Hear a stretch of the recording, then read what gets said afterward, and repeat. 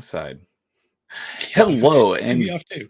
yeah, it did that last time, and I forgot to switch it. And I was just like, it's too late. I'm not going to switch it now. But hello, anyone who may be joining us for another late night open mic. It feels good to be back because it feels like it's been forever because I've been traveling, and so it's really throwing off my streaming schedule. We missed open party chat. And I'm going to be traveling again next week, so there will be again no party chat next week. Won't be until like 2 weeks after that, like June 1st. So it's, I hate this travel thing for work because it's screwing up my schedule. But it's something that must be done. So good to see you guys. Anyone who may be coming to hang out with us, and this, if you don't know, this is a good friend of mine, Beard of Liberty. Hello, thank you for joining me tonight. Howdy, thank you for having me. So I was when so first off, when I was looking over my notes yesterday, I realized you haven't actually been on open mic before. The only time you were on was for party chat. So Yep. I could have sworn that you were. My chair is so low. Let me raise it up there. I thought that you had been on open mic, and I was looking through my notes, and I'm like, why does it not show that he's been on open mic? And I'm looking through my streams, I'm like, probably because he wasn't on open mic. He was only on party chat. So I just thought I made a bad impression. You didn't want me back. so I'm glad to get you on open mic so we can talk more candidly, not have a script of things that we needed to talk about, which is Yeah. basically why I started. Because when I started my channel, I had the idea for party chat like a couple of years before I started my channel. I just didn't have time to do it. So that Mhm. was the basis of me starting my channel, was for party chat. But then just doing party chat, I'm like, I want to do more stuff that's not scripted, and so we can just talk about whatever. And that's where the idea for open mic came from. So Yeah. glad you could be on here, and we could talk about some stuff. So we do have one thing that we're planning on talking about, and that's actually what prompted this stream, because I wasn't planning on doing an open mic tonight, but Beard of Liberty was in the live stream chat for Salty Nerd Podcast on Tuesday, which I'm a good friend of them. So shout out to my good friends at the Salty Nerd Podcast. I'm a mod on their channel. I'm Good folks over there. almost Been playing some Helldivers with them. yeah, we've got a Helldivers group on Twitter. So if you're looking for some Helldivers to dive with, let either of us know, and we can get you in that group. I haven't played in a while, but it is a fun game because I love co-op games. Um, but yeah, Yeah, I'm a mod. you and me, like the Borderlands came up briefly in their conversation, and you and I like detracted everybody for at least a couple of minutes talking about it. Yeah, they mentioned on that stream. I'm a mod there, so you'll almost always find me on the. I'm typically not on the Saturday morning streams because I'm busy Saturday morning, and then I immediately go into my party chat. But I'm almost always there for the Tuesday afternoon streams. But they mentioned Borderlands like in a single sentence, and Beard and I both were talking about Borderlands for like the next 5 minutes. I was like, "Hey, Beard, you want to come on open mic on Thursday?" He's like, "Yeah, let's do it." So we're going to talk about some Borderlands tonight. We don't have anything else planned, so this might be a rather short stream, or we could talk about Borderlands for 3 hours. We could get you done with Borderlands in 30 minutes, then talk about something else for the rest of the time. Who knows? That's the whole Yeah. idea behind open mic. And also I recently lost my voice, so I sound weird. I almost was gonna postpone this, but it would have had to wait like a number of weeks. But my voice came back enough that I'm like, I think I'll be all right. So forgive me for my voice. I think it'll be Just okay. embrace it and say hello, ladies. Hello, ladies. But I've got my water here to help help nurture my voice back to normal. But Oh yeah, yeah, and I totally have my water. We'll go with no, that. okay. What are you drinking? Because I actually do have water in here, but what are you drinking Well, it tonight? used to be water, then they added hops and some yeast and some other things, and Okay. So, but first off, we got my good friend Colta Carl. You're lucky. I like you, West Coaster. Well, I am West Coaster. He is Central, so he's already 2 hours ahead of me. So it's already pretty late for him. But yeah, that's the two sides of the coin, depending on what coast you're on. West Coast, we're up later, but then we have less people to talk to because usually they're asleep by now because they're a few hours ahead. Unless you don't sleep like Beard of Liberty. I don't. Not like a normal human. And hey, if you guys need a spare hand, I'm down for Helldivers. We were talking about, yeah, we were even talking about Helldivers before we started. We may cut it short and just go play some Helldivers. Who knows? So yeah, we'll see, possibly. And we got Real Wade Nation. What's up, Wade? Always good to see you, buddy. Howdy. EST is the best time zone. Yeah, I don't think you'll hear an argument from Beard on that. See, you're about to. Everybody says you should give out time zones, but either for East Coast or West Coast. But if you go either like I would say either Mountain or Central, there's less calculation on average between your audiences. Yeah, because a lot, not that we really see it anymore, because who watches live TV? But Yeah. back in the day, you'd always see on commercials be like, this show is at, 7 Pacific, 10 Eastern, or whatever. And then if you were in one of the other two time zones, you have to add or subtract from that to figure out what your time zone That's was. when you 'cause go they just skipped get everything in the middle. TV guide and you flip it open and go, oh, 6 o'clock. All right, we're good. Yeah, I mean, I knew that we had I've always known that like East Coast is like 3 hours ahead.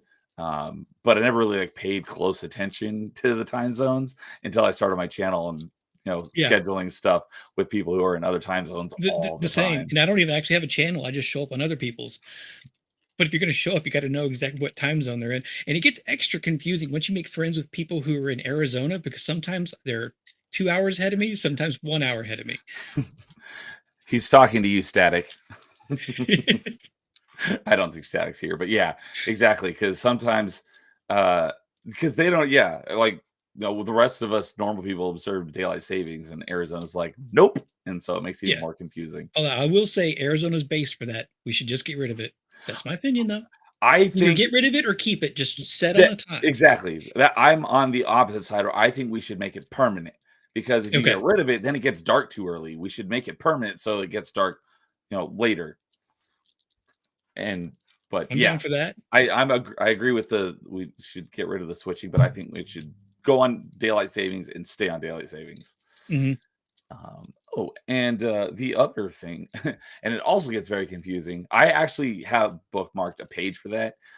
It's called the time zone calculator, especially when you're dealing with people who are in other countries, like in Europe, or my good friend Angry Canadian, who's in Japan, who's like 16 hours ahead of me. So that time zone calculator comes in very handy. Yeah. And we've got someone who I've not seen on my channel before, Master Swag King. Hello and good evening. Good to see you. Man. Ooh, I like your Dark Magician. I am a casual for Yu-Gi-Oh, but I do really like Yu-Gi-Oh. Yeah. And I watched the first couple seasons. I never got into the second generation like GX, but I did watch most of the anime up through the end of that arc. And I did play the TCG for a while, not competitively or anything, just with my friends, and we had a lot of fun. Yeah. So. I actually got one of my buddies who used to call us nerds over at Into It. It was hilarious to watch him like obsess over it even more than we did. And shout out to Mr. Swag King. I hope I'm not calling you out in case you've forgotten, but looking forward to being on your show tomorrow. Cool. That's my first time there. We haven't actually met in person. He kind of hangs out in some of the circles that I've found myself in, and we're gonna see how that goes out. Cool. Well, maybe I'll have to come check that out, because I like I like playing Yu-Gi-Oh casually. I actually did play one tournament, and I didn't even play my own deck. I played my buddy's deck, because his whenever we were just playing like in our group. So in college we had we were all like big nerds, and so you may have heard of this before, but I didn't until like a year after. So me and all of my nerd buddies, we'd hang out probably a couple times a week. And so I dubbed us the Nerd Herd, kind of like the Geek Squad. From Chuck.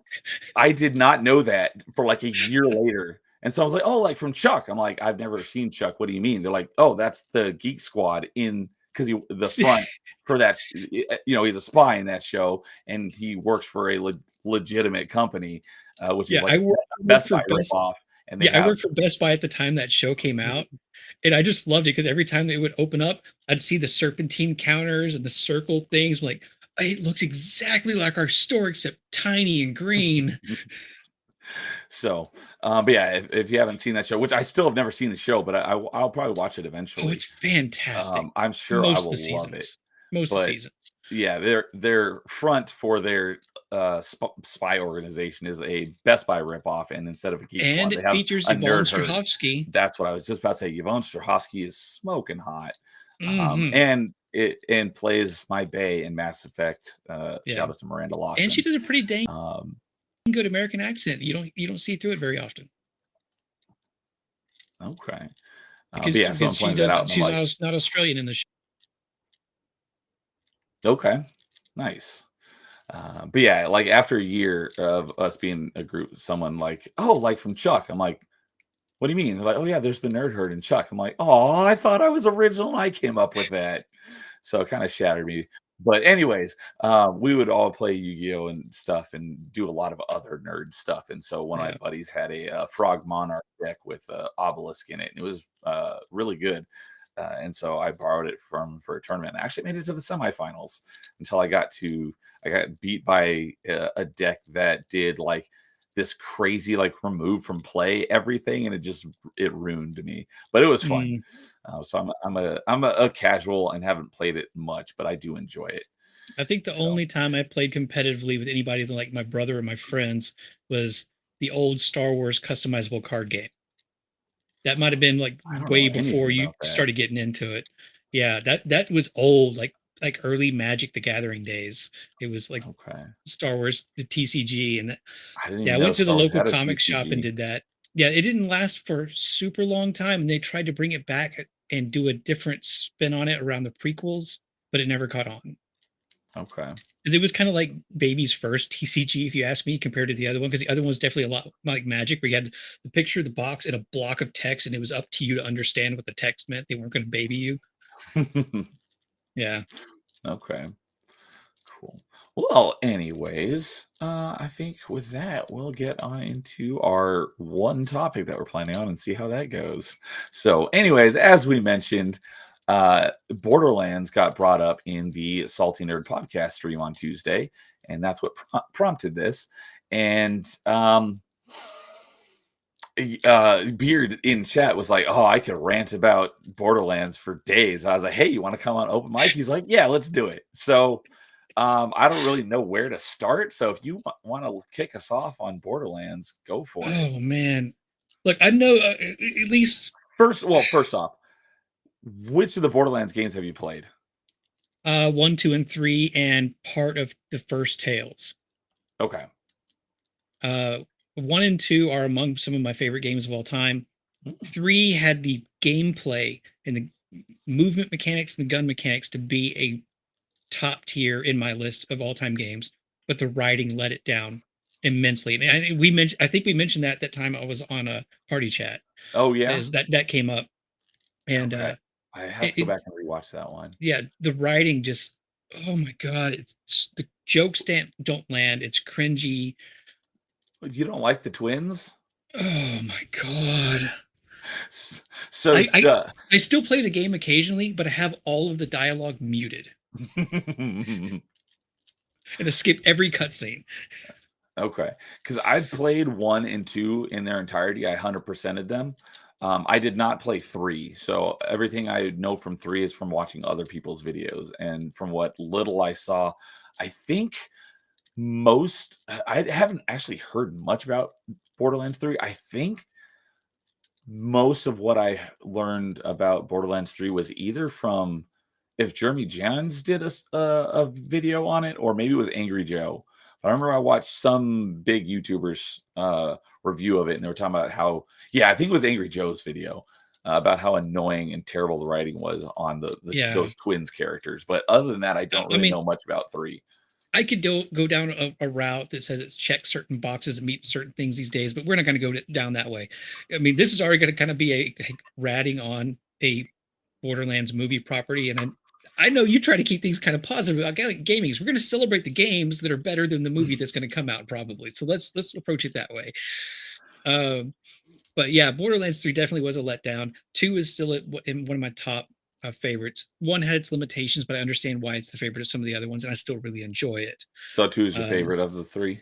yes, I Okay. think that except for a couple of story beats, the last, actually, next to last DLC, the D&D Tiny Tina's. So Assault on Dragon Keep. Yes, there are a couple of story beats there where you can kind of see it starting to falter, where they've switched writers and characters aren't acting like they should, or at least how they previously had. They're acting differently for no other reason, and you can kind of see the cracks forming there. But other than that, there's some solid writing, and even in Assault on Dragon Keep, it has one of my favorite story beats. One of my favorite moments is when they're like Tina's calling in Roland. Spoilers for the game, folks. It's been out a while. Play it. You'll still like it, I promise. And of course, he's been killed previously, and everybody's telling her like, Roland's dead, and like all her fantasy world just collapses, and it's just Tina in a black void. And That was credit basically to the end Ashley, of the DLC, right? it was right there at the end, like right before you finish off the boss, right Yeah. before Stallion comes in. But But like, still, yeah. the fantasy world disappears and collapses into a void, and it's just Tina, and she like falls to her knees. And credit to Ashley Birch, is Is that the ridiculous. voice She actress? is. Yes. Okay. She actually heard her first from a YouTube series called Hey Ash, What You Doing? That she did with her brother Anthony, who wrote Borderlands 2. Oh, really? I think he was on Borderlands 2. But anyway, so like her fantasy world collapses. She's in this black boy, and the voice actress, her voice as it falters, and she just says, "I know, I know." It's like, oh, damn, gets me every single time. And it's a good moment in a DLC that has other moments that would make me just kind of cringe and roll my eyes. So there was still something really good there. Yeah. For being a very typically comedic game, Yeah, it really had some emotional moments, and that was probably the strongest one. yeah. Um,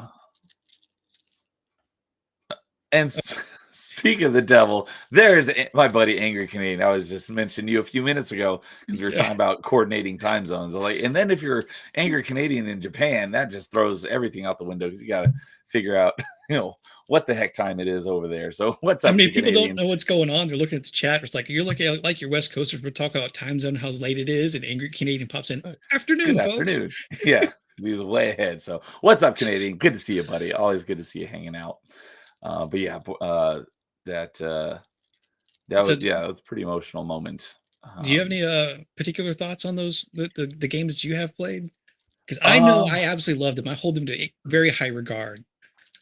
so it, it's not so much a slight against the games themselves. It's more of my experience with them. I'm not a huge fan of the Borderlands games. Um, and that's why I didn't play the third one. It had nothing to do with the story or the writing or anything. It's just because with both Borderlands 1 and 2, I started playing it with a group of friends. We were playing it in co-op, 3 or 4 people having a blast, but it wasn't a regular group. So, and then I played it with another group and they hadn't played it before. And so I started another new character, played with them for a little bit. I played like the same first tenth of the game or something with 2 or 3 different Oh, groups and starting a new character with all of them. And I didn't have anybody who was like a hardcore, like, hey, let's play through this in its entirety. And no one who's like completionist like I am. And hmm, so, other than that, I played through 95% of the game in solo, and it was not fun. I found the game very boring. Um, and it was kind of a drag pushing through it because I'm a completionist. So, it has to be a very terrible, terrible game for me to start a game and then like be like, nope, I'm not doing this. If it's a yeah, decent game and it's just not for me, I'll still usually trudge through it. And that's kind of where I put Borderlands. It's not a bad game. It's fun in co-op, but if you don't have someone to play it with, I think it's incredibly boring in solo. So, and that happened in both Borderlands 1 and 2. It might have even been with the same group. So, played the first section of well, Borderlands 2 with a couple different groups of friends, got a few characters to like level 5 or 6, and then ended up playing through the majority of the game solo. So, I didn't have a whole lot of fun with it. yeah, I Um, get that, especially with the first Borderlands. That one, because the world wasn't as enriched, it wasn't as filled out with characters and cutscenes and things like that, like you got with the second one. I mean, I played the majority, if maybe not all, multiple times through of both of those game single player because I don't know, it was scratching some itch that my brain said this is fun. I mean, That's fine because because like I I did the similar thing with Destiny. That's my single most hours in the game was Destiny, and I played a lot of okay, it in co-op, but I played a lot of it solo too. But that game felt more balanced in a lot of stuff for one Yeah. person versus Borderlands. I didn't feel Borderlands was very balanced for Yeah, single player. It Borderlands almost had this weird felt kind like of it like was meant to hybrid. be played in co-op. Yeah, it had this kind of weird kind of hybrid clunkiness that you get with something that's kind of maybe based on a tabletop game. It's not, but that's kind of what it felt like. So I would build out like in the Borderlands 1 playing Mordecai, I'd build out a sniper and I'd have four different snipers with four different like different elements and had different things that could do this, that, and the other. And it was like a strategy thing where I'd see my enemies and have to choose which gun to use based on the range because one's maybe more appropriate but doesn't have the scope to go the distance and things like that. So I don't really know exactly what it was. I'm thinking about it more now logically than I ever have. I just look at a game and go, if I enjoy it, I enjoy it. Shut up, brain. Yeah. But I don't know what it was. I really enjoyed one, and then especially once you got into two with a little bit more story. Uh, and maybe that's also partly because even though it was long after I'd played the entire story several times through, I would at least up until not that long ago play weekly with my brother. I'd take my laptop over there. We'd boot up Borderlands, and we'd play through and just kind of have some fun. And then we go out, have some cigars, and then come back in and play Borderlands. Nice. And yeah, Yeah, if I had a consistent person to play it with, I'm sure I would have enjoyed Borderlands a lot more than I did. mhm. But the I'm pretty sure it was one of the Borderlands DLCs. It's been so long since I've played it. Or sorry, Borderlands 2 DLCs.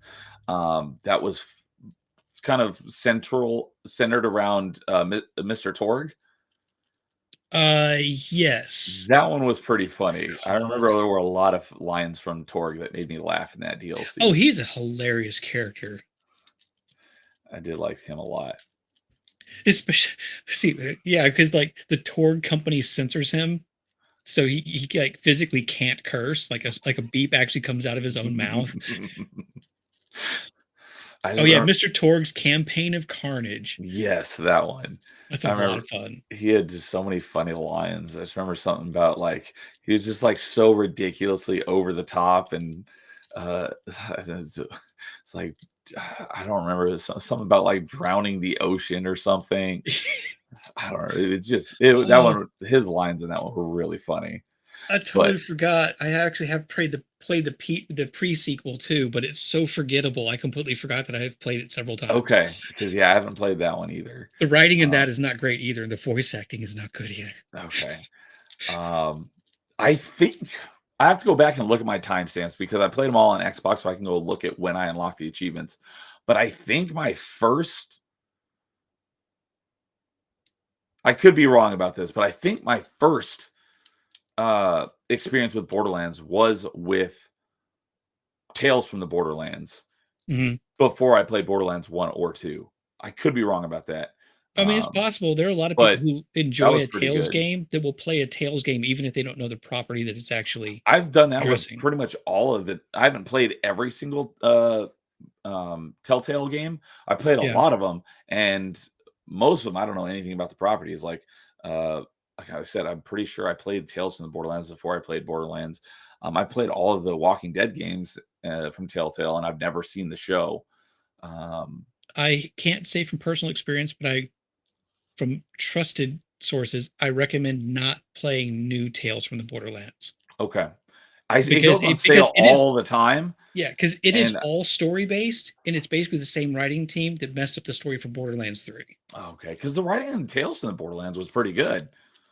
Yeah, I mean, I actually own all the chapters of it because I got it like some discount on Android years ago for like a quarter of the cost. Oh, But I nice. just like I'll get into the second chapter and then I just never go back. I don't know what it is. Okay. Maybe it's because it's on phone as opposed to like on console or something like that. So the interface is a little bit more awkward. Because yeah, I've got the new Tales from the Borderlands on my wish list. It's been there forever, and it goes on sale for 50% off. It's normally 40, it goes on sale for 20 all the time, but I still haven't picked it up. So I mean, if you just want to complete it, maybe for 5. But from what I've heard, even from like Borderlands 3 fans, a lot of them hate the new Tales of the Borderlands. interesting. Okay. It's a good thing I haven't So picked it up then. yeah. But So I keep trying to be like, don't be super negative. This is not a place where you're negative, but we're eventually going to get to the movie, and I'm going to have to be negative. no, that's okay. Um, Sometimes that happens. But Amon Ra is here saying, "Moo, what's up, Amon Ra? Happy belated birthday." His birthday was 2 days ago, so Happy happy birthday. belated birthday. Hope I think I saw him in And Melee cheers. Madness just a few minutes ago, saying that he had a decent birthday. So I'm glad to hear that it was at least decent. So, Oh, and look at that. Salty, one of the salty nerds themselves. What's up, Matt Vader? Good to see you, buddy. Greetings, Helldivers. Soon will be time to spread some democracy once again. Yeah, we were talking about oh, Helldivers at the start for a few minutes. which one So of us froze? I still see. Well, I hear you. Did can you? Anybody in chat? Let me know because I could hear him for a second. Am I or? Okay, no, Oh, you're good. I've got some like storms kind of maybe in my area. There's just a little bit of lightning outside, so who knows what's going to happen. okay. I was like, I don't. I think I'm good. I think it's on your end because you were pixelated about 10 minutes ago and you froze on me for a little bit, and I think you froze again. But good evening, Mad Vader. Good to see you as always, buddy. And yeah, your new avatar. That's pretty dope. I'm assuming AI did that, but that looks pretty awesome. And we lost Beard. So it says no video feed. So I'm sure he'll be back in a couple minutes, hopefully. But what's up? Yeah, we were talking about Helldivers at the beginning for a little bit. Good to see that, the community fought back against the whole PSN crap. I'm glad to see that they reversed that. Definitely a win. However, I am with a game that I'm very much looking forward to. The next PlayStation exclusive is coming out next week, and I'm very much looking forward to it. Is Ghost of Tsushima. And that there, Beard's back. I don't know what's going on, man. That's all right. But Ghost of Tsushima is another PlayStation game that's coming to Steam next week, and I am very. I think everyone's like, yeah, we did it. Screw Sony. And then they're just going to completely gloss over the fact that it's required for multiplayer in Ghost of Tsushima. It's like, why can't we just be like, screw PlayStation? Let me just play with PC players so I don't need to connect it to a PlayStation account. Yeah. And no one's going to talk about it. So here's my question, though, with that is, yeah, I don't know about you, but with me, the difference is if I have to link my PlayStation account to my Steam account where they're sharing information and things like that, or if I use Steam to log into the game and then log into a PlayStation account within the game. That kind of was how it was back in the day with like Xbox and the EA service before it came to PC and everything like that with like Mass Effect. Like you True. had you logged into the game, but if you wanted the Mass Effect, online stuff, you had to create an EA thing and then log in, but you did that within the game itself. So there wasn't actually a cross connection of data.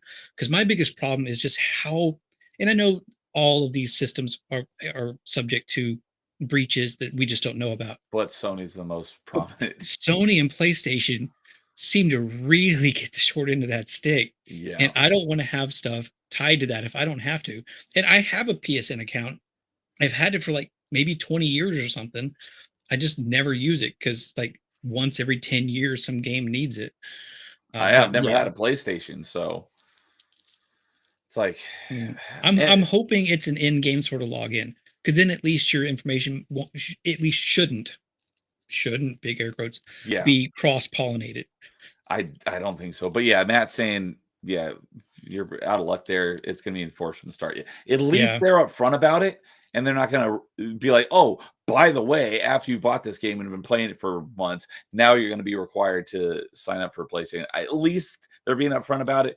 But I just hate this like forced PlayStation account stuff. It's like we should have the option. Like if you're gonna do crossplay with PlayStation people, sure, I get it, but why can't you just have the option to be like, no, I only want to play with PC players, so I don't have to bother with the PlayStation thing. That should be an option. And I don't Mhm. think anyone's going to talk about it since they're all, yeah, we did it. They're all still on this high of taking down Sony. And I don't think anyone's going to talk about it for I mean, it's Ghost of Tsushima next like the week. good old days, and I can't believe I'm about to say the good old days part of GameSpy because that thing was a disaster.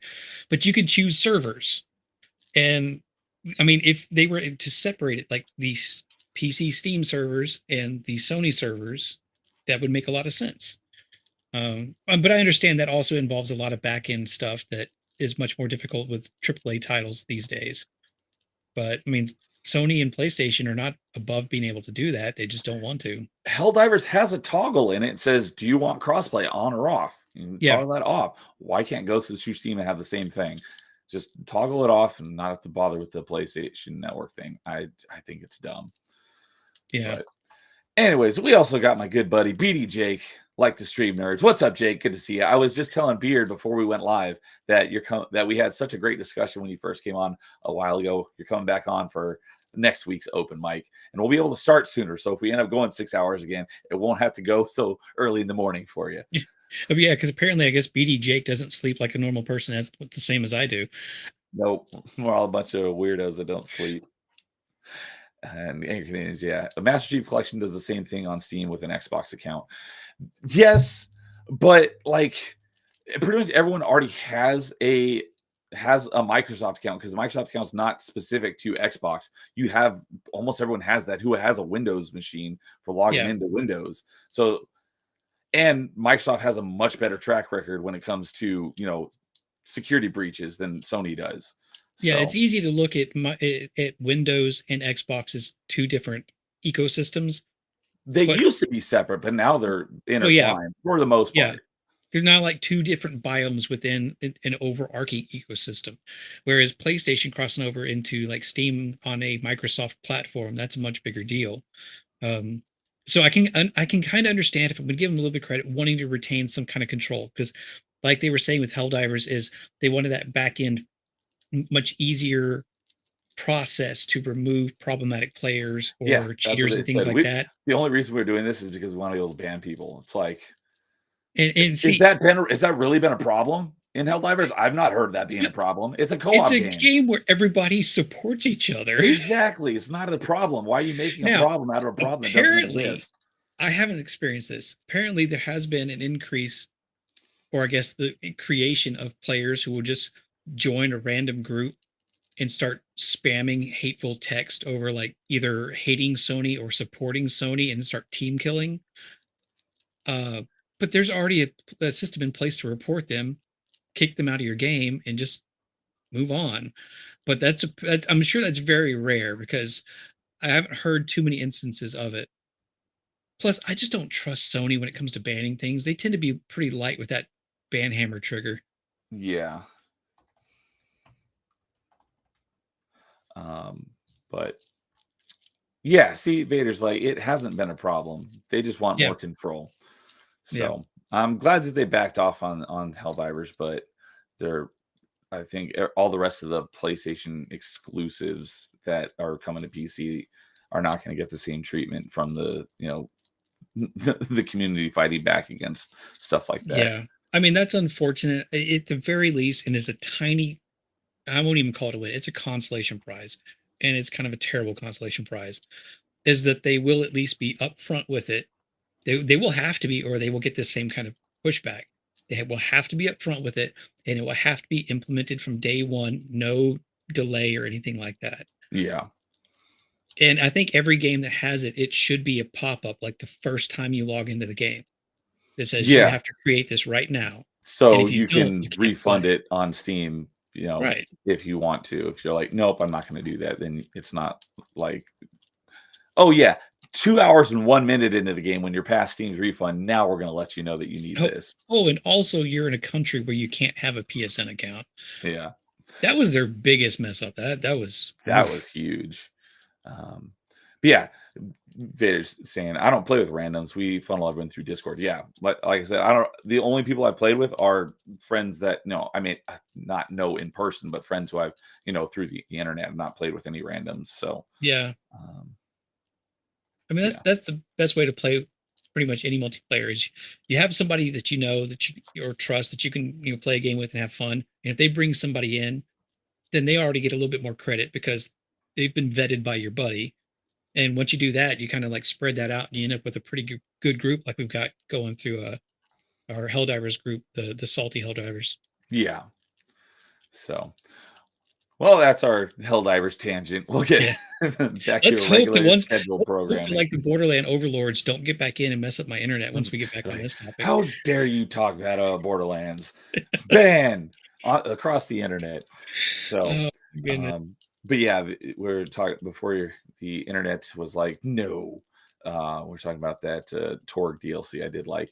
And then there's on the other end of the spectrum, I think pretty widely, at least out of the first two. I don't know anything about the DLC in the third one, but I know out of the first two, the games, the DLC that was widely regarded as being the worst one was, I think, the first one in Borderlands 1, the Mad Moxxi's Underdome. That may not have been the first one. I don't remember, but I remember it was not very well regarded. It kind of was, but it just was repetitive because it was basically horde mode and then horde mode again and then horde mode. And if you wanted to actually like complete that DLC, you would have to spend potentially 4 hours with 4 buddies and not fail once. Like, and I did it solo. Investment. So if I had screwed up, I would have had to do the whole thing over again. Yeah. But I was playing it on. I did cheese it a little bit because it's based. The level of the enemies is based on the host, and so what I did is I brought in a level 1 character as host, and then I was playing as the second character with my fully leveled 50 or 60 or something. But I still got close to dying a few times because you get so swarmed by so many enemies at the end of the game. Yeah. I don't know. Let's see. On Xbox, I think I might have done that one, but I definitely didn't do it legit on PC because I was just like, man, I just want to have fun. Yeah. But yeah, that one was kind of a slog.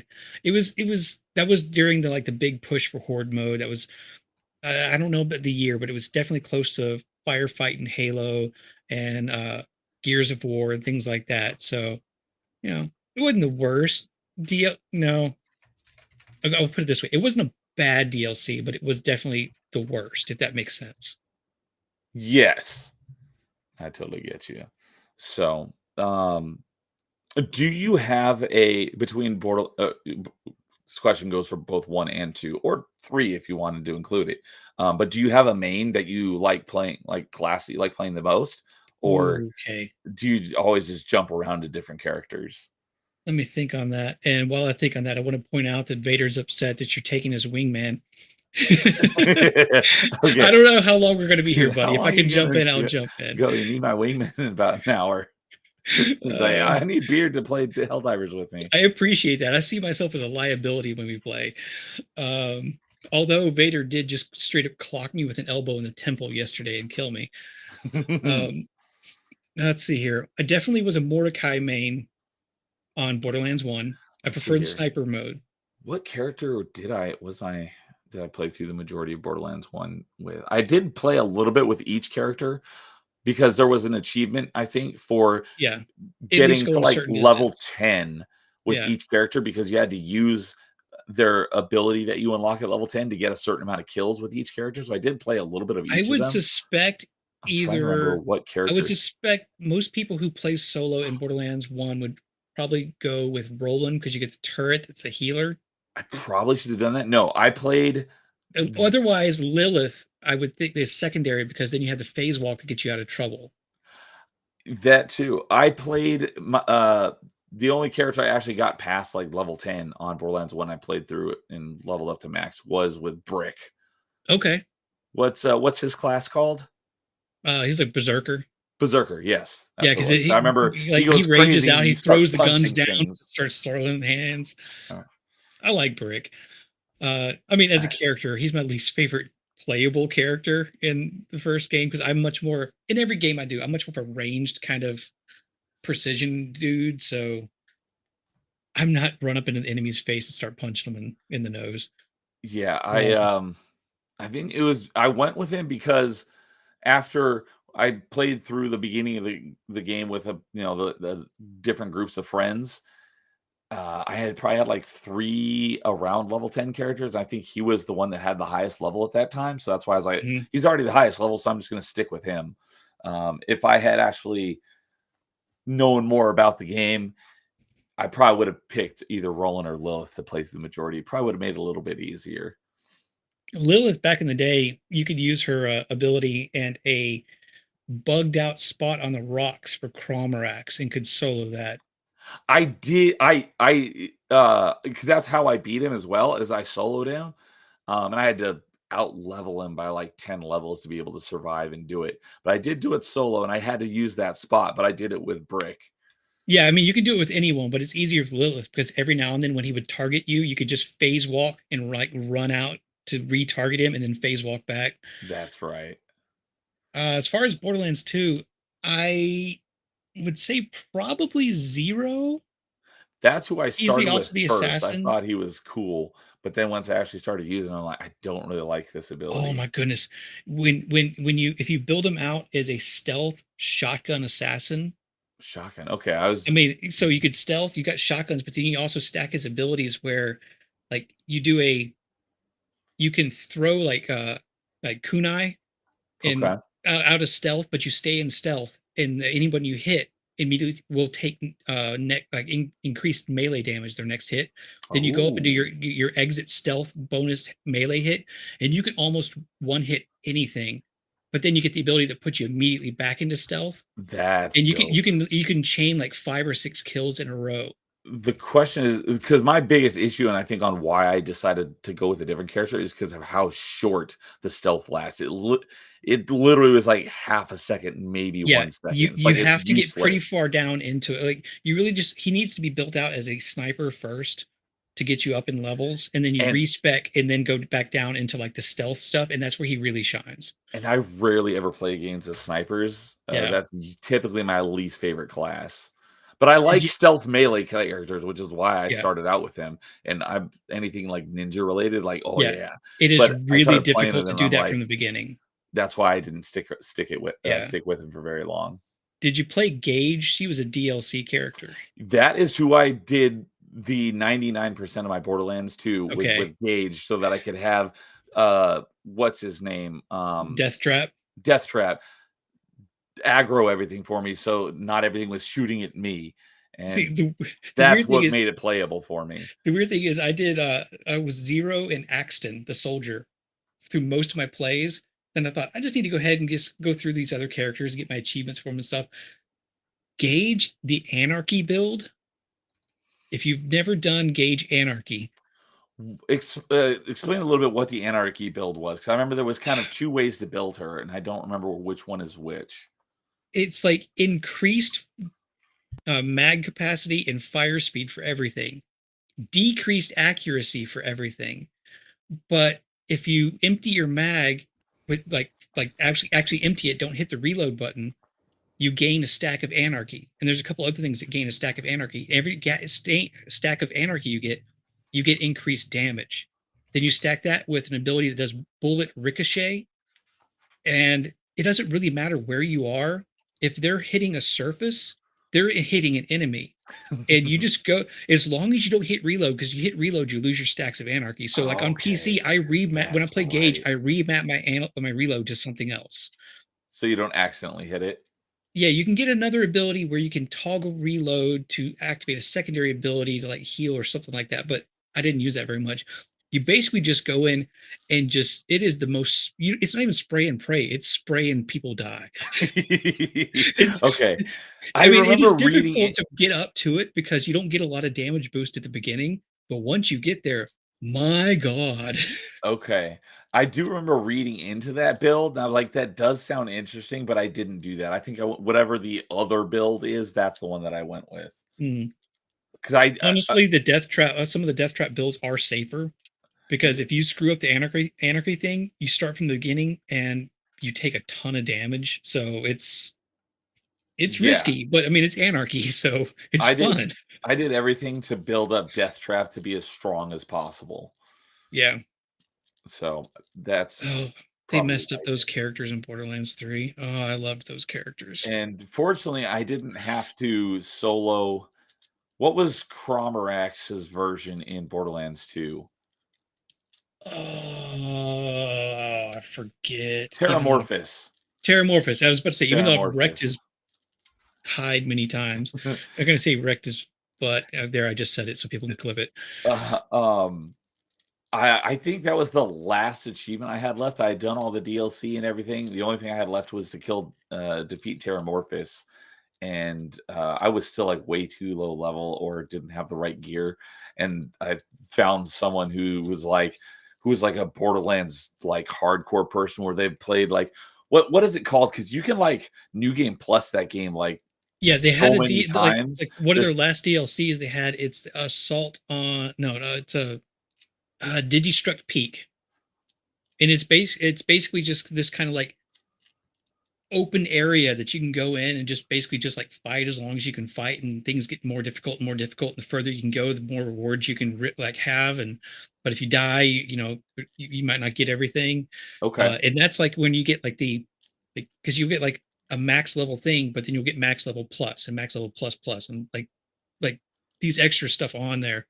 Yeah, And because everything in Borderlands 2 like maxes out at like level 80 or I think it was. I forget. But you can like New Game Plus and still get better and better gear. And there's people who have Mhm. like maxed that out to like 8 or 9 times or something. It gets crazy. But yeah, it's like I just got this one achievement left, and some guy's like, "Yeah, sure." And he hopped in and he killed Terramorphous before I even knew what was happening because it was based. I was host, so it was like the lowest level Terramorphous. He had like all this crazy gear. He basically one shot it, and I was like, "Thanks!" And I got the so I got Yeah, the achievement, and then I was done with the game. I don't think I I've mean, touched even it solo, if since. you can, because it's not as easy as a spot as with Cromrax, but there is a spot among the rocks that you can use for Terramorphous. It makes it a little bit easier. There's like a 70% chance things will go your way. Um, but if you can farm him a couple times, especially for zero, and you get I forget what the gun is called, but it's a sniper rifle that shoots like a 7-shot spread in a 5-round burst. And then you get like his stealth bonuses and things like that, and you only have to hit him a couple of times and he is down, and then you can just sit there and Nice. farm him. Okay. Um, and we got a good buddy Paul Hadouken topping in chat saying "Hola," and he says that Axton is the best character who was Roland's replacement in Borderlands I 2. do like dual sticky turrets. Plus, Axton's like story is kind of tragic. I Like he was a military man. His wife left him, and he left the military to just like win her back or something like that. And she was having none of it. And I mean, I honestly, don't everybody's remember story of any of Borderlands that. is tragic. Nobody's having a good time on Pandora. Yeah, that's a really terrible planet. Yeah. Especially when you find Tiny Tina's like family like tape where and they don't say this necessarily Tiny Tina. If you're not paying attention to the actual voice, you'll realize it's her. But Okay. it's right before you get back to um oh it's that facility where Handsome Jack's experimenting on all the creatures, like infusing them with slag and things like that. Okay. There's a tape in there that you pick up, and I think I remember that. yeah, that's where Flesh Stick comes back in, where like the guy that Tina takes out, and he was the guy that was like torturing Oh, her parents. And because is that the same place where you fought Mordecai's Bloodwing? yes, yes, yes, like right Okay. before that, yeah. Um, but yeah, and like they're screaming everything, and you hear like her dad yell, "Yeah, that teddy bear I gave you, pull the head off of it." And she's like crying and everything. She pulls the heads off, and there's a grenade in there. He's just pull the pin, honey, because he's trying to put them all out of their misery so they don't have to suffer. And she That's somehow dark. survives, and that becomes like her obsession with explosives. And that's actually kind of a really nice, like tiny little story thing that explains her entire character. Yeah. And it's so easy to miss. Oh, yeah, that's dark, but And it yeah. really is. There's a lot of dark stuff in Borderlands. But yeah, it's funny because you meet this like crazy, insane. Like, what is she like 12 or something? I And think she's she's a 13 when you first meet her. 13. She's a explosives expert. What's it say when you blow up that train? She laughs with "ha ha ha! Burn all the babies!"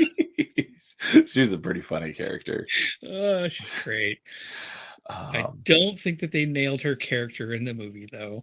yeah, I was just gonna say, but then on the other hand, we have the upcoming Borderlands movie, which was the catalyst for this stream, where I I have zero hope for this. I think the movie is this is what we were agreeing on in the Salty Nerds chat the other day, is that the movie horribly miscast on Yes. basically everybody. I think the only thing casting wise that is close to being spot on is Jack Black as the voice of Claptrap. I think that that could be all right I because he don't has hate that it. same zany energy as Claptrap's voice actor does. Yeah, I don't hate it, but I understand why people would say, why not just get the actual voice actor?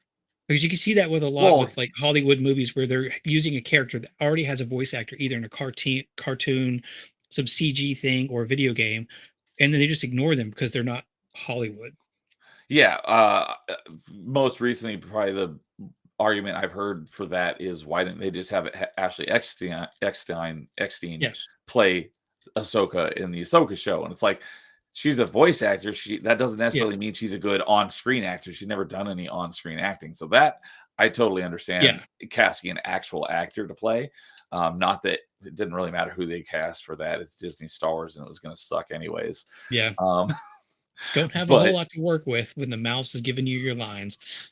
Um, but in this case, it's voice acting still because it's a robot and you're not going to Yeah. see the face of the person behind it, so it doesn't really matter who it is. So in this case, that's a good point. Why didn't they just get the original voice actor? I'm guessing it has to do with the fact that there was a falling out between him and the Borderlands devs. It's Because I possible. don't think the same voice actor even voiced Claptrap in the third game, right? They have a new voice actor, if I Oh, remember correctly, I because they had thought a it falling out. was. You have to correct me on that, but I know there was a falling out between the voice actor for Claptrap, and I don't know if it was Gearbox in their entirety or whether it was just some of the devs, but I know there was a falling out, and I'm assuming I that's mean, why if it's they're not not, having it's him pretty in the spot movie. on. Let me look It that may up have real been quick. after that, after the game came out. I don't know. I just know there was a falling out at some point, and I'm assuming that's why he's not voicing it for the movie. Let me see here. Or they could just be like, no, we need to get Hollywood actors for this, and let's go with Jack Black because he embodies that same zany energy. That could also be it too. And yeah, Let's exactly see as about Vader's that. saying, Jack Black is a recognizable name that'll draw people in. Yeah. And I mean, a lot of people hated that, and I think it was just because they wanted the original. I think that the energy is going to be there. The writing is still going to suffer. So it's not going to be Jack Black's fault that he does cringe things like when he's pooping out all the brass or the lead that got shot into him. That is kind of cringy, but I get it. It's Jack Black. He does good with that kind of character. Yeah. Let me see here. But yeah, all the rest of the casting, like it's Kevin Hart as Roland. I mean, he kind of looks like it, but he's they too definitely should tiny. they should have gotten someone taller. I mean, physicality. Like you need the physicality, and I don't like him as an actor, but Dwayne Johnson. No, you know who I think should be would be a perfect Roland? I didn't even think about this until just now. Terry Crews. Actually, yeah, actually would have been really good. I may have mentioned that before. And you're right, by the way. Just jumping back, Claptrap 1 and 2 is different than Claptrap 3. Yes, I thought so. Thank you for verifying that. And yes, I was right. Well, actually, yeah, Terry Crews would have been good because he also has the comedy chops to do it. Yeah, he's hilarious. I love Terry Crews. I watched all of Brooklyn Nine-Nine. That was a great show. And that show had one of the best series finales because that's so often great shows have terrible series finales and go off, like a wet fart in in a paper bag or whatever, a wet paper bag. And the series finale for Brooklyn Nine-Nine was fantastic. But yeah, I think Terry Crews has the the physicality for Roland, and he's got the comedy chops. I think he would have been great for that role. And I didn't think about that till literally like 2 minutes ago. But So yeah, just a couple of the go other ones. ahead. Let's just like brush over real quick of the casting in case anybody Yeah, doesn't know. the other castings are terrible. So So let's start with Lilith, who's maining this movie. Is she's Blanchett, great actress, lovely woman, great actress, terrible for about this role. 30 years too old for the character. Yeah, because Lilith is probably like my age in the games in her Now, 30s. granted, this is they're definitely pulling from all the Borderlands games to create their own totally different story. And I will acknowledge that. So we can't really say timeline on the game versus this game versus this game. Well, but when the first time we meet Lilith, like when she's first starting out in Borderlands 1, she's supposed to be like her early to mid 20s. Yeah, the thing is, I would agree with you, but is Tiny Gina in this movie? Yes. And how old is she? Is she still a child? No, she's older. Okay. She's played by Ariana Greenblatt. I have no idea who that Let's is. see. She's about 15 years old now, so maybe 13 or 14 when the film was filming. She actually was young Ahsoka in the Ahsoka movie, series, which a lot of people have said was the best version of Ahsoka. Was young Ahsoka. Wait, that's the same chick that also played young Gamora, isn't it? Yes. Okay. Yes, she is talented. I will give her credit. I think she's getting given bad writing for the Borderlands movie, but there's something that they said in the behind the scenes in that trailer where she says, "Oh, the cringe line, time to make it rain with your body parts," but then she does the flip to like hit the plunger for the explosives. Nobody knew she was going to do that.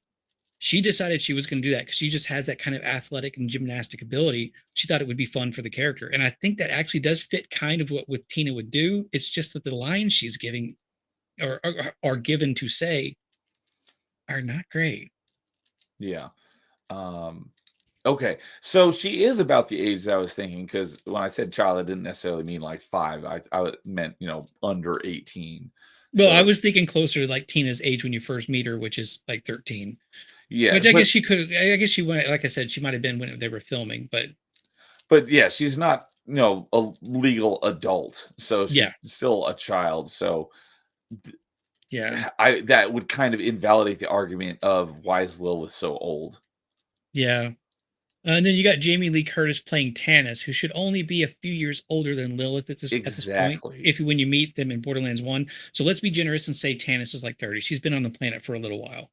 And also let's point out that it's Jamie Lee Curtis and her maybe not real cleavage that they definitely feature in that trailer.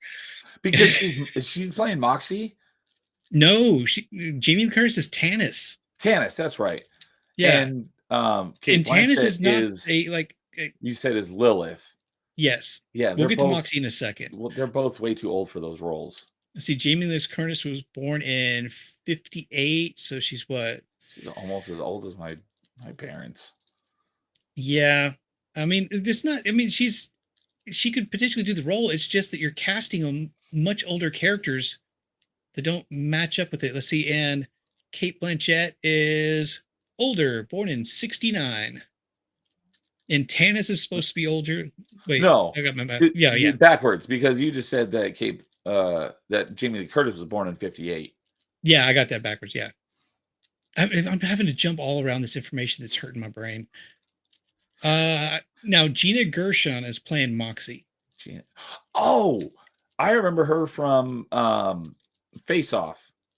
She was that might actually work. Gina Gershon. She was like the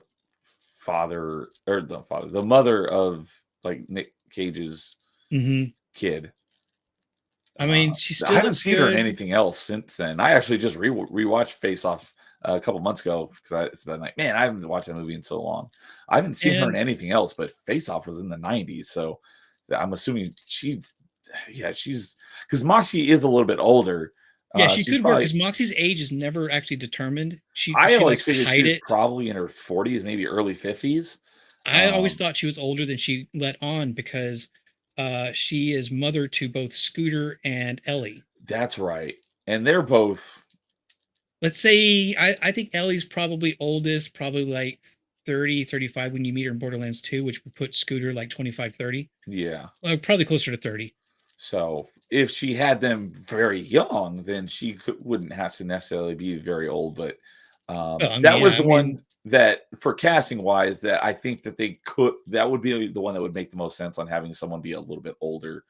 yeah. So because I have no idea how old Gina Gershon is, She was but she born in looked great. 62. 62. I was like, she looked great in Face Yeah. Off, and that was 30 years ago. I mean, I think that actually can work. There are a couple other things in there that are weird. You've got Janina Gavankar playing Knox, and the only Knox character in Borderlands is General Knox, and that's an old grizzled military man. I have no idea who the person you just said who is playing that character, but the guy in my head that I think would be a perfect General Knox is Stephen Lang. Yeah, that would be good. I mean, a whole bunch of these are just like you have Atlas and Jacobs. I guess I'm assuming those are supposed to be the CEOs of the Atlas and Jacobs companies. That makes sense. Not that they were ever characters in the games, though. Right? Yeah. Oh no. Uh-oh. Oh no, I forgot about this. Do you want to share your screen? Hang on, let me pop out a different window here. I don't know if it's going to show all my weird tabs I got up because I never close tabs. All right, how do I share a screen in this? Down at the bottom, there's a little There we go. monitor with the up arrow. Yeah, I close them when I'm done with them, but I'll often leave them open to go back to later, and I won't do it for weeks, and so I end up with all these tabs that I got to go back to those eventually, and then I'll get a Windows update, and it'll reboot my computer, and I'll lose all those tabs. I'm like, God dang it, Windows! This is nothing against this actor, but he's Hammerlock. Who's supposed to he's Hammerlock? That's like a British white guy. Hammerlock is designed after British upper class, 1920s big game hunters. Yeah, like the Wild Thornberrys guy. Yes, he's supposed to be Nigel. Yeah, he's supposed to be that stereotype. It's part of the comedy that he is that stereotype because he's over the top and ridiculous. Oh, and what's up, good buddy? Vanquish is here. Sup, guys? I'm late and lame. I know. What's up, Vanquish? Always good to see you, buddy. We were talking about Vanquish. Ghost of Tsushima earlier, but yeah, nothing against that actor. I have no idea who that is, but that is more terrible casting because that is supposed to be like a white British guy and a bit older, not a young, not necessarily, but a very fit younger black guy. Like, right, he may be great, but that's not for the role. I should have just done this from the beginning so I could actually show people. I forget that I could screen share as a guest. That's all right. And we got Jacob Ironside. What's up, Jacob Ironside? Hey, Jacob. Always good to see you. Haven't seen you in a little while because I haven't been live for a bit because I've been traveling a bunch. Well, this got late for Jacob, I think, too. All right, Vader. Got a bounce. Just got home. Have a great stream. Have fun. I'm assuming you're about to go hell diving. So good luck, Vader. If we wrap up, maybe we'll come join you. But I wouldn't put much stock into that. Yeah. But we'll see. Catch you later, Vader. And Static is here. What's up, Static? Yo, good to see you, buddy. Good evening. We were giving you some crap at the beginning of the stream because of freaking Arizona and their refusal to do daylight savings like all the other states do. I mean, we're giving crap, but I'm also on board with it. So. Yeah, we're giving you crap. It's like, maybe Arizona has the right idea. So this is the woman that's cast as Knox. Which, let's see, voice in Battlefront 2, morning show. Oh, that was Iden Versio. Okay. Oh, okay. That makes sense. Oh wow. I mean, it's a weird combination for a character that's based after this grizzled half mechanical man. Stephen Boyer's Scooter, that could actually work. He looks pretty spot on. Okay. Yeah, definitely. Is there a casting here for Ellie? I think so. I'm really curious. I remember right. Let me look. If what's her name? If Lizzo was white, she'd be perfect for Ellie. Let's see if there's an Ellie. Okay. Before we click the picture, Ryan Redmond is Ellie. No idea who that is. Okay. Oh, Not bad casting. I mean, and you would not be able to get the proportions of Ellie because Ellie is No, comically large. there's no Like, way that you could still be alive with how large yeah. she is. Um, I mean, and I don't hate that. A lot of people would say it's like, oh, of course they put some. Well, yeah, they did because actually that was one of the rare castings that actually matched the character. Um, but Mrs. Stack's like, no, Arizona is actually smart in this case. yeah. Yeah. And we got someone I've not seen, or maybe I have and I forgot. But no, you know what? I think I have seen you before. But hello and welcome and good evening, Devastator. Good to see you. Thanks for joining us as we are So ragging on the upcoming yeah, Borderlands movie because it's probably gonna be terrible. Is this Krieg? this is Krieg, and I actually like his character Okay, design. I think he's one of the best castings in the film. because you don't ever actually see Krieg's face in the game, do you? Now, here's one of my fears with Krieg is instead of having him be this unhinged psycho, which there is a DLC in Borderlands 3, we actually go into like Krieg's mind and you see what led him to kind of like splitting his personality. Like you get the logical, smart personality and this absolute psycho personality kind of like talking to back and forth to you. Is it kind of like a Gollum Smeagol sort of thing? Yeah, I mean, they're two separate like versions of themselves, but yeah, it is sort of like that, and it is actually the best part of Borderlands 3, in my opinion. Um, and, but there's actually a lot of complexity here when you get to that. In Borderlands 2, he's just kind of like this unhinged maniac that's kind of crazy. I'm afraid they're just going to make him a silent character and he's never going to say anything. Then at the very end, he's going to say something super smart and people are kind of just going to go, like they're like a stupid throwaway joke. But otherwise, the casting, the physicality, that's perfect. Yeah, Like I think they nailed that. that's pretty good. But yeah, most of the casting for this movie is just like, what were you thinking? Yeah, let me see if I can. Hang on. I swear, I do this a lot. I promise. Actually, this part, no. I usually just sit in front of a camera and pretend like I know what I'm talking about. And Let me bring then up. there was someone. So yeah, this is The this. the look The is look is pretty pretty good. good. I don't like that there's no tattoos visible because she's supposed to be a siren and have tattoos, and That's they right. show her at least briefly doing siren things, and it's supposed to be very visible. But otherwise, the look is okay. It's just a wrong casting.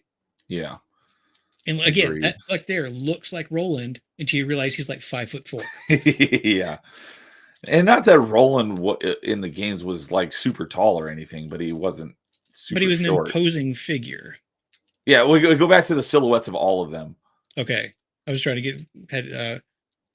Yeah, the Tiny Tina is a weird combination here because she didn't get the bunny ears into Borderlands 2. She was only like a just a brief character in Borderlands 1, like in the She was Mr. in Torg's. Borderlands? Yeah, she was in Mr. Torg's DLC. Okay. That's where she was introduced. So Really? you I you thought can't she see it was here. introduced in Borderlands too. Uh, But was you she? played it a lot more than I Oh no no have, no. so Okay. Oh no. Okay. I've got it back. I've got it wrong. She introduced in Borderlands 2. The bunny ears come into play in Borderlands 3. I've blocked that out because she's one of the worst characters in that game. okay.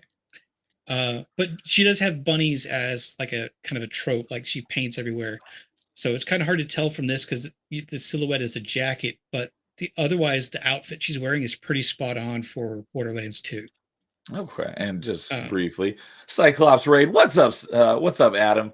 Good to see you, buddy, and thank you for that. Appreciate it. Glad to see you here. But yeah, we're just ragging on the terrible casting of the Borderlands movie right now. we spent the most of this show being positive. Now we're just like we're done with that.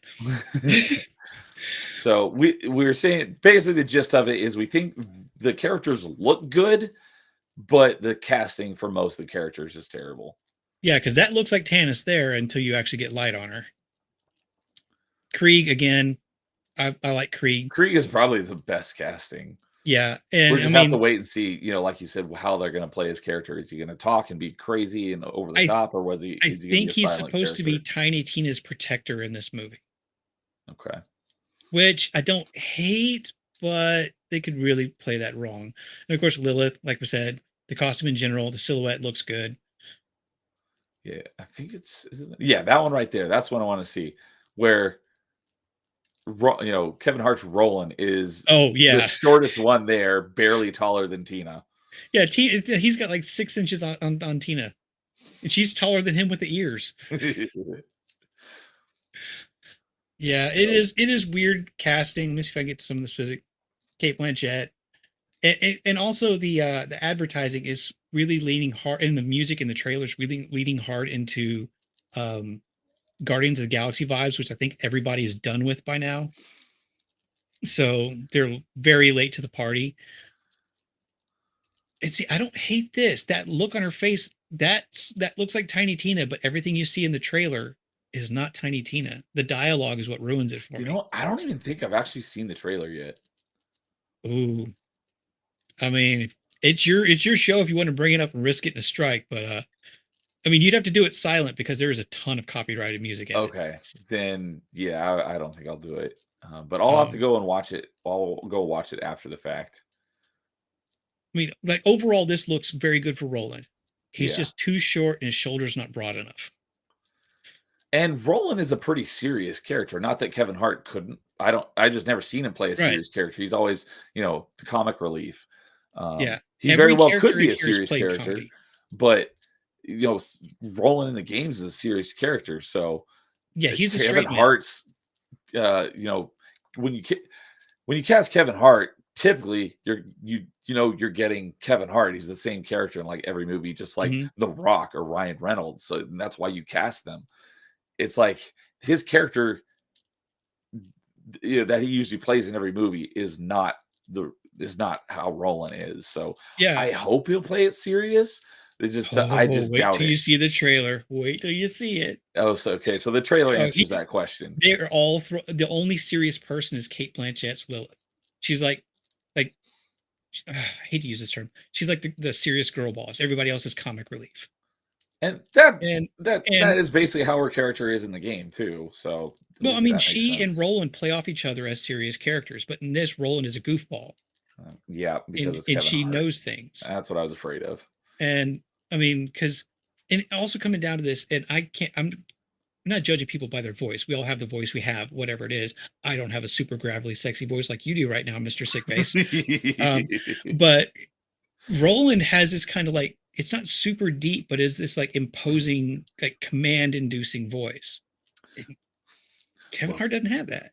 Welcome to Open Mic After Dark. Oh God! All right, that's it for me, folks. I'm logging off. Need the sexy sax man playing in the background. Oh, God, that does not look like Tannis at all. I mean, see, the outfit look, does. the look but- is actually much more Borderlands 3 Tannis. Okay. Uh, just in case you ever played, I was about to give away a spoiler, but I won't. I It's a don't stupid plan to spoiler ever anyway. play Borderlands 3, so I don't care if you You wanna spoil remember Angel from Borderlands 2? that was Jack's daughter? yeah. Handsome Yeah, Jack's daughter. spoiler, folks. Tannis inherits Angel's powers and just waits half the game to reveal that she's a siren and can help you out. She just acts like this crazy, helpless person.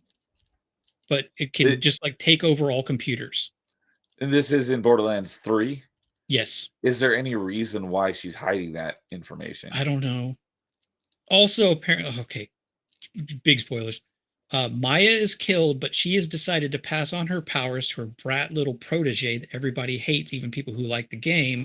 So now sirens can pass on their powers to people instead of just a new siren being born like the Yeah, I was previous gonna lore. say, it's not like they get to choose, it's almost like a reincarnation sort of thing, right? Yeah. Or it's just like someone at Yep. random. Anyway, we don't need to go down the Borderlands 3 route any more than that. Well, talking about Borderlands 3, the better. But yeah, they didn't have a ton of pictures here on IMDb. Oh wait, no, they're just cycling through them.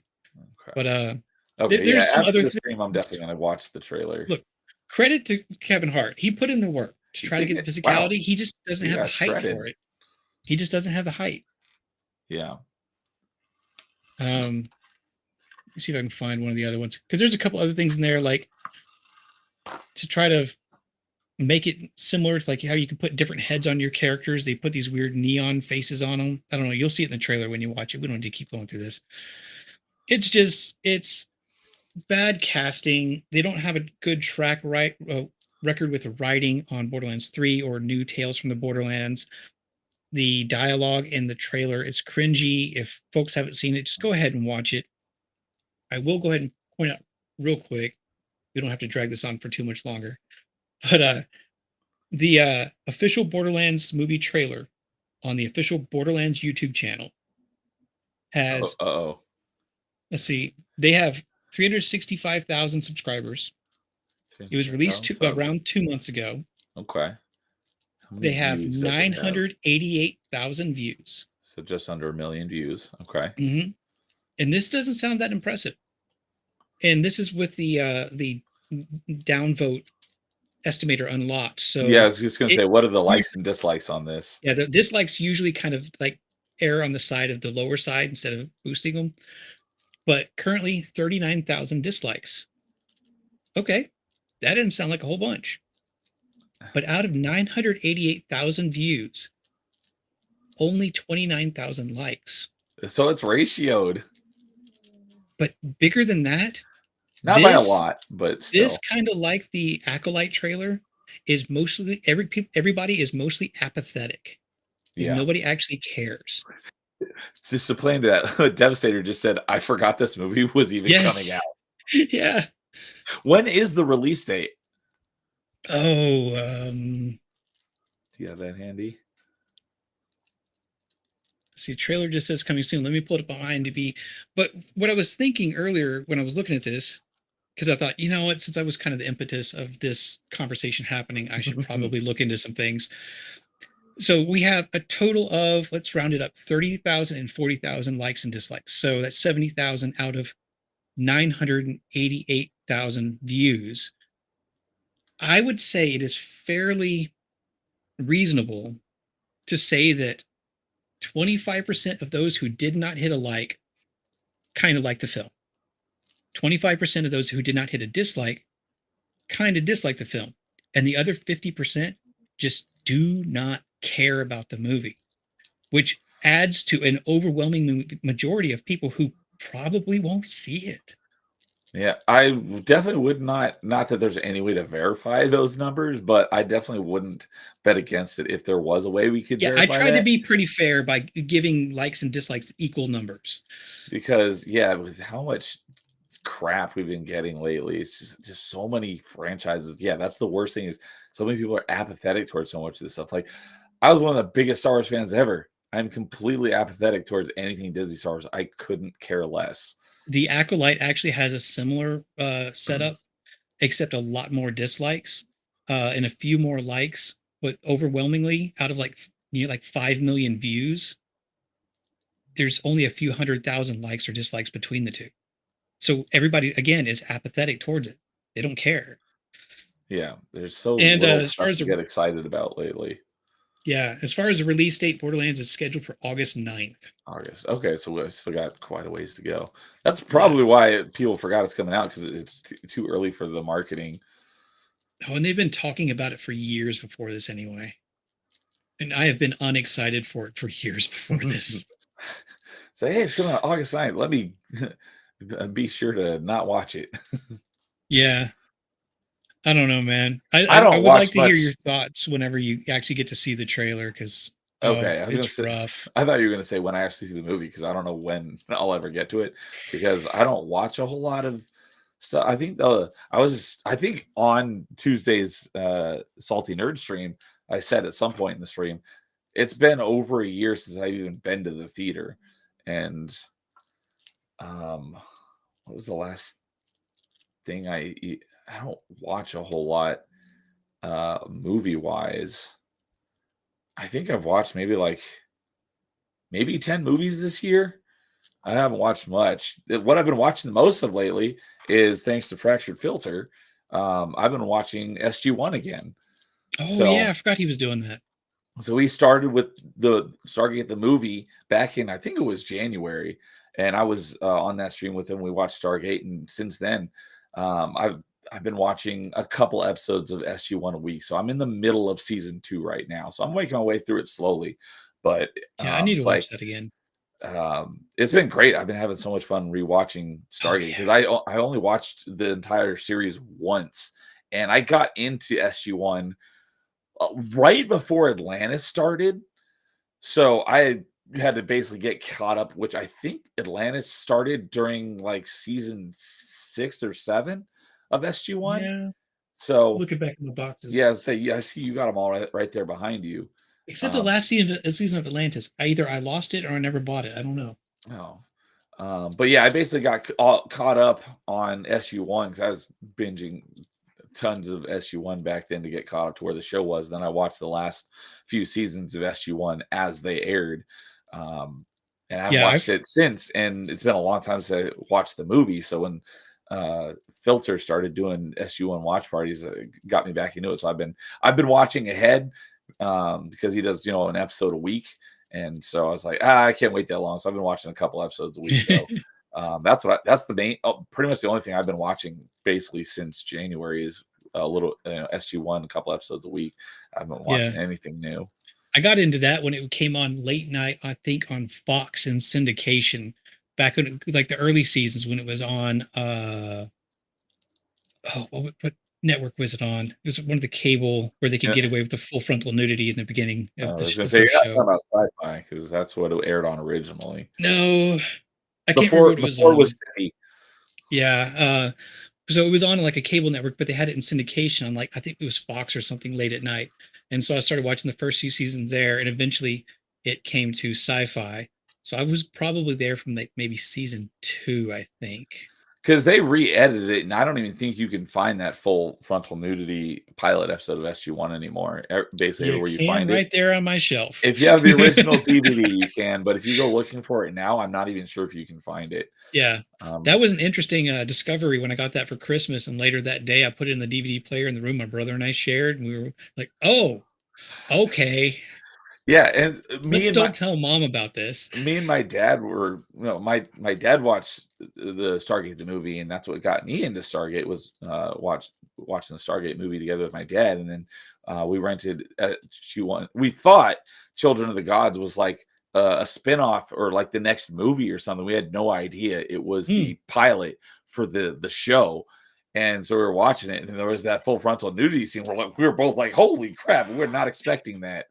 It was like, son, shield your eyes. You're too young for this. Because I was you get a face smack from your dad. Because let's see here, I probably would have been maybe like 10 or something at the time. Yeah. So, but yes, Angry Canadian. Yeah, SG1 is the GOAT. Yes, SG1 is great. Although SG1 is excellent, I actually liked Atlantis even better. I love Atlantis and SG1. They're both great. And yes, you should rewatch it. And yes, and find a DVD, an old DVD. When they you probably can figure it out from just watching the edited version when it happens. But when they what's the term they use for in Stargate when they give someone a Goa'uld? I don't know. Let's just say when they like implant is more like with the by force. Jaffa. Yeah, because that's what I was thinking of. Basically, when they introduce a Goa'uld to Sha're. Yeah, they just full on. There's a full frontal nudity. It was like, oh my goodness. Like, and credit to her, she looked nice. Yeah, she's a good looking woman.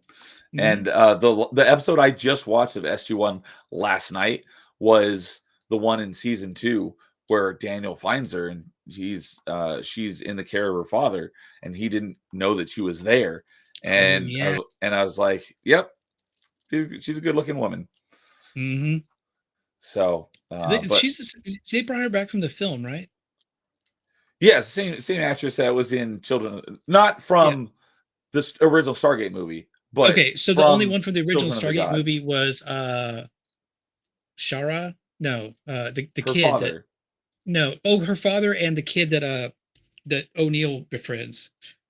I don't think it's this. Is it the same actor? It is the same actor throughout the entirety that it exists. I was thinking that Shara's actor they changed between the movie and the show, but I may be wrong, and I will happily accept it. But you very well could be right. But I do know that the Share's dad is the same actor. I've seen him in a bunch of stuff. He's one of those people you see all the time here and there, but have no idea what his name is because he's never playing a major role. He's always kind of like a background character, like a cameo sort of thing. Okay, let me see here. I'm Yeah, curious. Skara, that was his name. Skara, not Shara. Skara and Shara. I'm seeing in his listing SG1 Children of God's final cut in 2009. That's probably the edited version. Um, Yeah, Stargate SG1. He was in 5 episodes. He went in there a lot and he because they was didn't go also back in to that. Stargate the movie. Yes. Okay. Yeah, they didn't go back to that planet a lot, but when they did, he and Shari's father were the constants. Okay. Because everyone else was recast. Not that there was a whole lot of characters. Well, and to There be was fair, a bunch of them O'Neill. died in the movie. What's that? But to be fair, a bunch of them died in the movie too. So, Well, let's see. 'Cause I was going to say O'Neill, obviously they recast, and Daniel Jackson. oh, and they also renamed O'Neill. That's why he always says O'Neill with 2 L's, because he wanted to play the character so different as Richard Dean Anderson. He wanted to play the character so different. He didn't want to be so dire and military and Oh, things it's Kurt like that. Russell. So in Kurt Russell, his character is O'Neill with 1 L. Oh, I never realized Yeah, that. that's one of the reasons every time like somebody's interviewing them, he goes, "It's O'Neill, 2 L's." Because I think that was the episode before. Oh, sorry. No, I think I watched the last episode I watched was the one after the one with Share, and it's the one where there was a leak to the press about the Stargate program, Hmm. and there was a reporter who was kind of following O'Neill around DC, and he did that O'Neill with 2 L's, which he says often throughout the show. Yes, I never realized until just now that Kurt Russell's O'Neill was 1 L. I never realized that. that's why I kind of look at these as alternate universes of Stargate, Okay. because they have I consider them having different origins, things like that. Even though a whole lot of the story beats overlay with things, there are inconsistencies if you really want to boil down to it. And there is one other actor I forgot, but he's not in the series for long. It's the guy who played Kowalski. Okay, because that's what I was just gonna say is because the characters that are in both are O'Neill and Daniel Jackson, but other than that, like I think Kowalski's in both, but they recast him. Obviously, they recast O'Neill, they recast I don't think they Daniel recast Jackson. Kowalski. It, I don't, unless I'm thinking of a different character in SG1 or in Stargate the movie. I'm pretty sure it was a different actor for Kowalski. Let me see here. And Jacob Ironside is saying that the same actors played the dad and Skara, the brother, and series, but same actors played Okay, dad and I brother guess I might movie be and wrong series. about. Different actress for Share. I guess I might be Kowalski's a wrong different about actor, right? Kowalski, but I mean, he looks like him. They got a pretty good double, but he's not showing up on the series. I thought for the longest time I thought they did.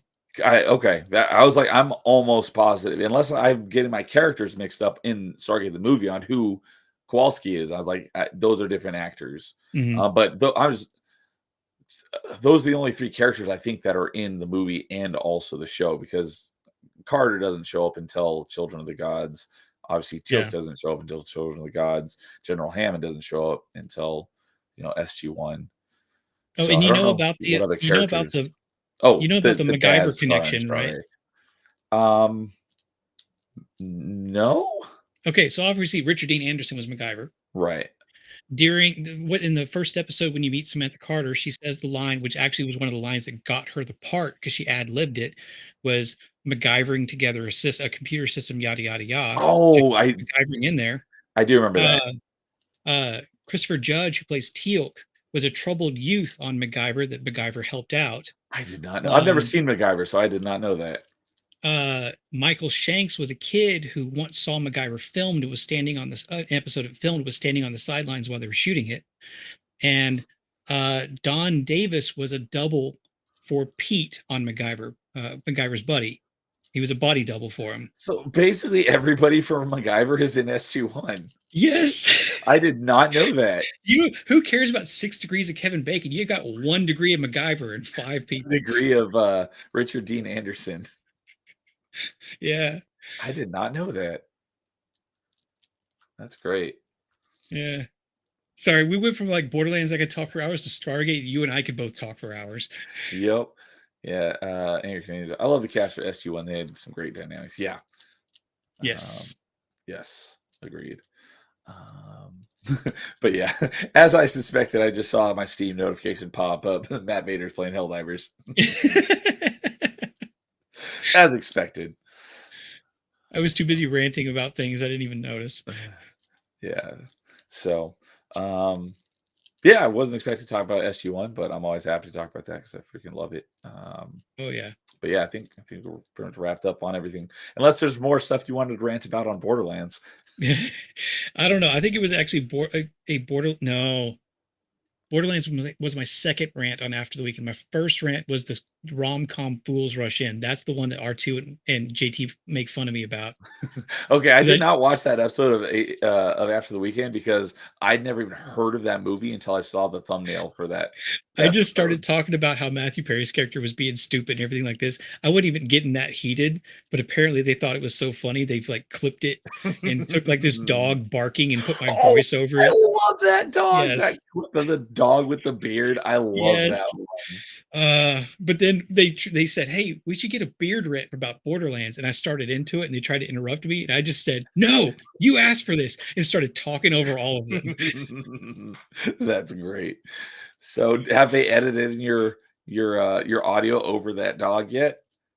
Yes, there's the dog that just does the bark, but also apparently they have clipped out my audio from Fools Rush In. And put it over the dog. Yes, That's yes. I great. didn't even recognize myself because I don't listen to myself when I'm on a show. I almost never go back and listen. I can't do it.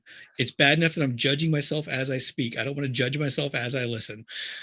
So you're like, So wait, I didn't even know what that's it me. was. Yeah, they played it again. I was like, "Who is that? What he's saying?" They go, "That's you." It's like, whoa, what? I don't sound like that. But yeah, I remember the first episode where they debuted that little dog, and I was like, oh, that dog is perfect. I love that dog. I wish I had the clip right now so I could show everyone. But yeah, Devastator saying that Fools Rush In is a good rom com. I'll take your word for it. I've heard a lot of good things. I was not a fan, but I'm also not a fan of rom-coms. That could be because I'm jaded and single at 40 years old. So who knows? So, are you saying that you were on this episode of Fools Rush In without actually watching the movie? That's actually, well, very often they'll choose something because I'm famously, You I say famously, I'm on notorious. notoriously on After the Weekend, usually on Jacob Ironsides, and usually on Roman of the Empire, All where movie-based we channels. we do movie things mostly on all three of those. And I'm the guy that people make fun of for have never seen classic movies that everybody else knows. So it's very often, You have a especially with reputation to uphold. yeah, especially with Jacob because he does older movies, but even with After the Weekend and Roman, I very often am watching a movie for the first time. So I'll watch it like the day before or the day of. And so my like if I don't like it, the fire is gonna be fresh in my brain and I'll tell you about it. Yeah, Jay a while back, I said, "Hey, would you wanna come on?" I was like, "I'd be happy to," but, like, you talk about older stuff, and I haven't seen, like, any of these movies. So Yeah. if you talk about maybe something newer or a video game-based movie, I'd be happy to, but, like, all these, like, 1930s movies, like, I think the oldest movie I've ever seen was, like, Sound of Music or no, I have seen Wizard of Oz, but it's Look, very few movies I've seen before, like, 1980. I have I don't think there has been a film yet that we've reviewed on Jacob Ironside's channel that I had Hey. seen before. They're all older, and there may be one or two that I didn't love, but there's not been any that I've hated. And I've actually really enjoyed going back and being kind of exposed to some of this classic cinema. It was a lot of fun to kind of fall into that group, and I enjoyed it a lot. Shout out to Jacob Ironside in the chat, buddy. Yeah, Jake Valentine's here. He's usually here. It's good for Buddy. But Shuri in the movie was played by Millie Avatal, and she's good looking. Because I have SG1 so fresh in my mind, I can't picture the actress from the movie. I can only picture the actress from SG1 in my head. So I don't even remember what she looked like in the movie. But yeah. Oh, you know what? No, I remember now what she looks like. And yes, she was very attractive. But yeah, that movie is 30 years old, so Oh I don't gosh. know if she still is. She very well could be an attractive older lady because there are I some mean, good-looking sometimes it older works out. women. Let me just say, Claudia Black can still I'm still a fan. I haven't seen her since Atlantis, but I remember she was a good-looking woman. Yes, she's still. Not Atlantis, SU-1. Sorry. Well, I first saw her in a Farscape before I SG1, I've where she was seen also on that with Ben Browder, which made it extra yes. weird that she was on SG1 with him. I figured that's how they both came into SU-1 is because of Farscape, even though I've never Well, actually seen Farscape. yeah, I mean that kind of like it sounds insulting to say that lower budget sort of like sci-fi circle is very knit. So even though some of Farscape, if I remember correctly, was actually done like out of Sydney or something in Australia, a whole bunch of sci-fi was done later on out of Canada. Okay. So a lot of those sci-fi actors, if they didn't live there already, kind of moved up there to kind of get those jobs. That's why you see those fancy or those very familiar SG1 green hills in the background all the time. You know the ones I'm talking about, where like they go land on a planet and you got this hill going this way and one back behind it going this way, and they're all green and covered with trees. They use them in so many shots, and I'm pretty sure they've actually used the exact same filming location where O'Neill, where the gate gets buried. O'Neill thinks it's destroyed and like starts taking up a life like farming among the natives. I'm pretty certain that exact location was used in an episode of The Mandalorian. I've seen that many weird sci-fi shows. I start recognizing these things. I do remember that the episode you're talking about where he thought he was trapped on that planet and basically started a life there. Yeah. I haven't gotten that far because I don't remember when that happened, but I do remember that episode Yeah, from that's when I later originally on. watched it. Yeah, that's pretty later on. It might be after Daniel ascends. Spoilers. It's been around forever, guys. You're still going to enjoy it. I don't care. Yes. Yeah, if you haven't watched SG-1, do it. It's a great show. Oh, Jake Valentine said going over Leon the Professional in a couple weeks. I've Ooh. heard nothing but good things about that movie. I've never actually seen it. So Same. That's why he keeps me around. He just wants that first reaction. I just know the main thing I know from that movie is the gif of Gary Oldman.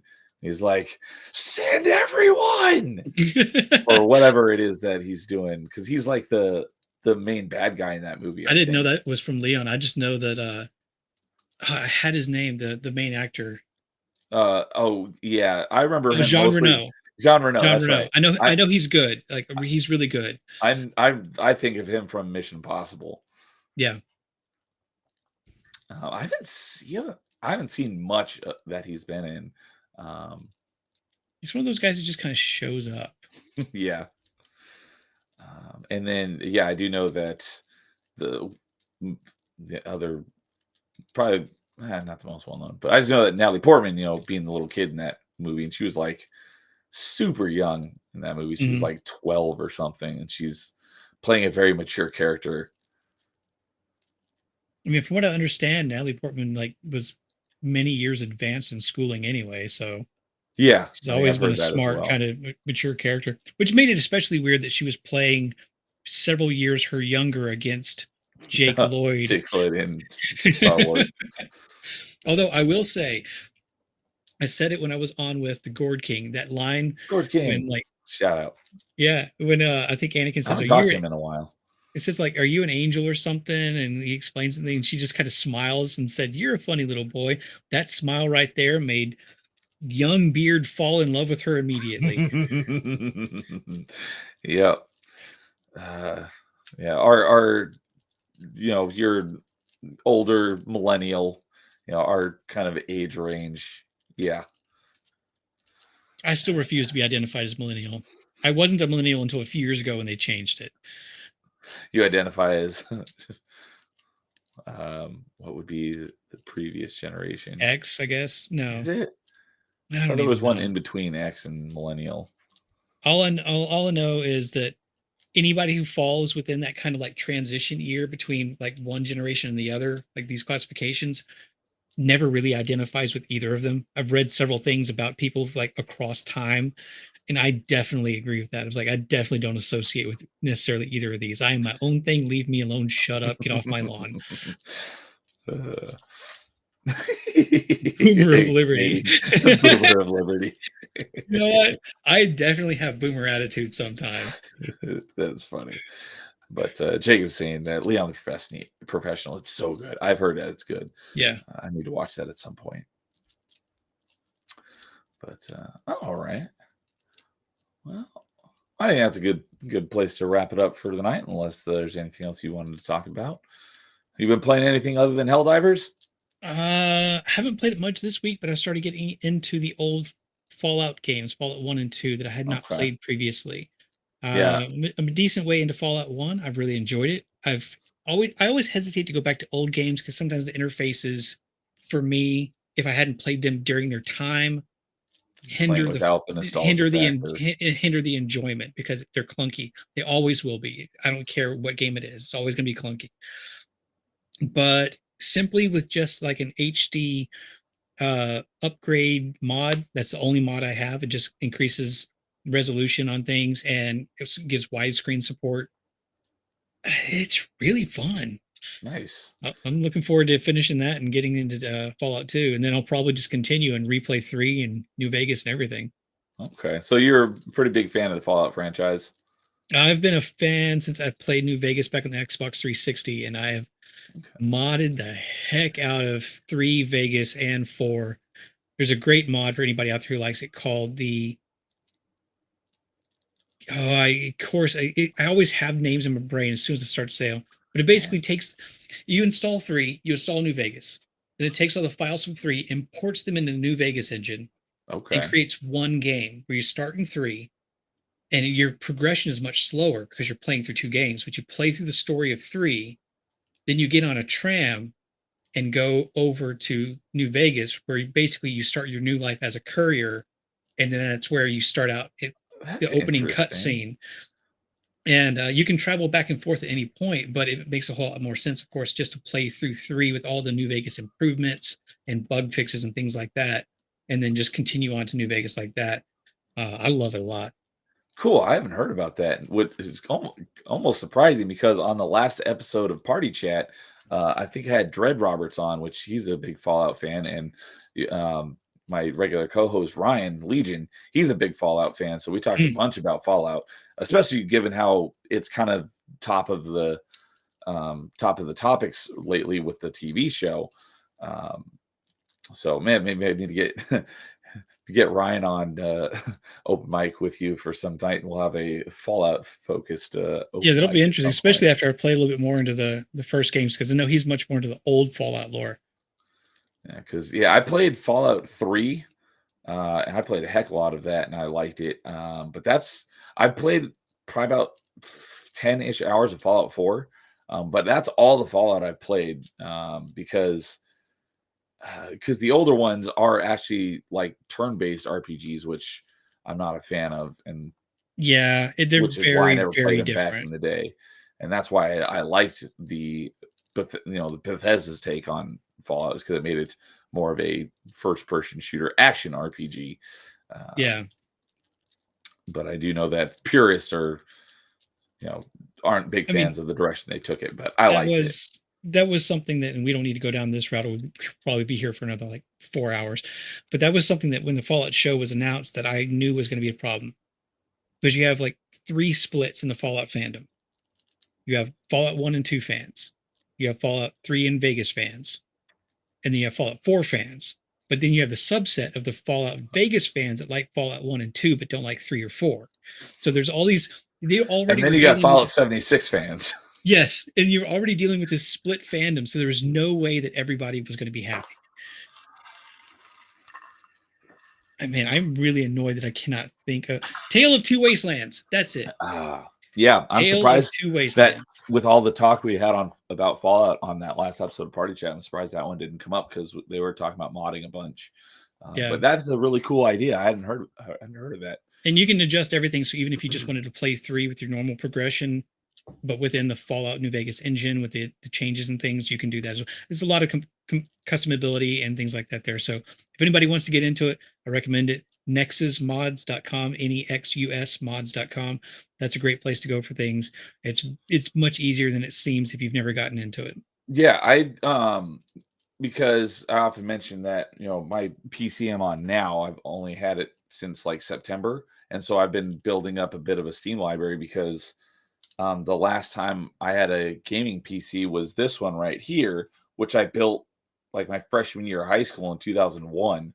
So I haven't had something that could play PC games for a very long time. Mm. And so I've been getting into some PC gaming.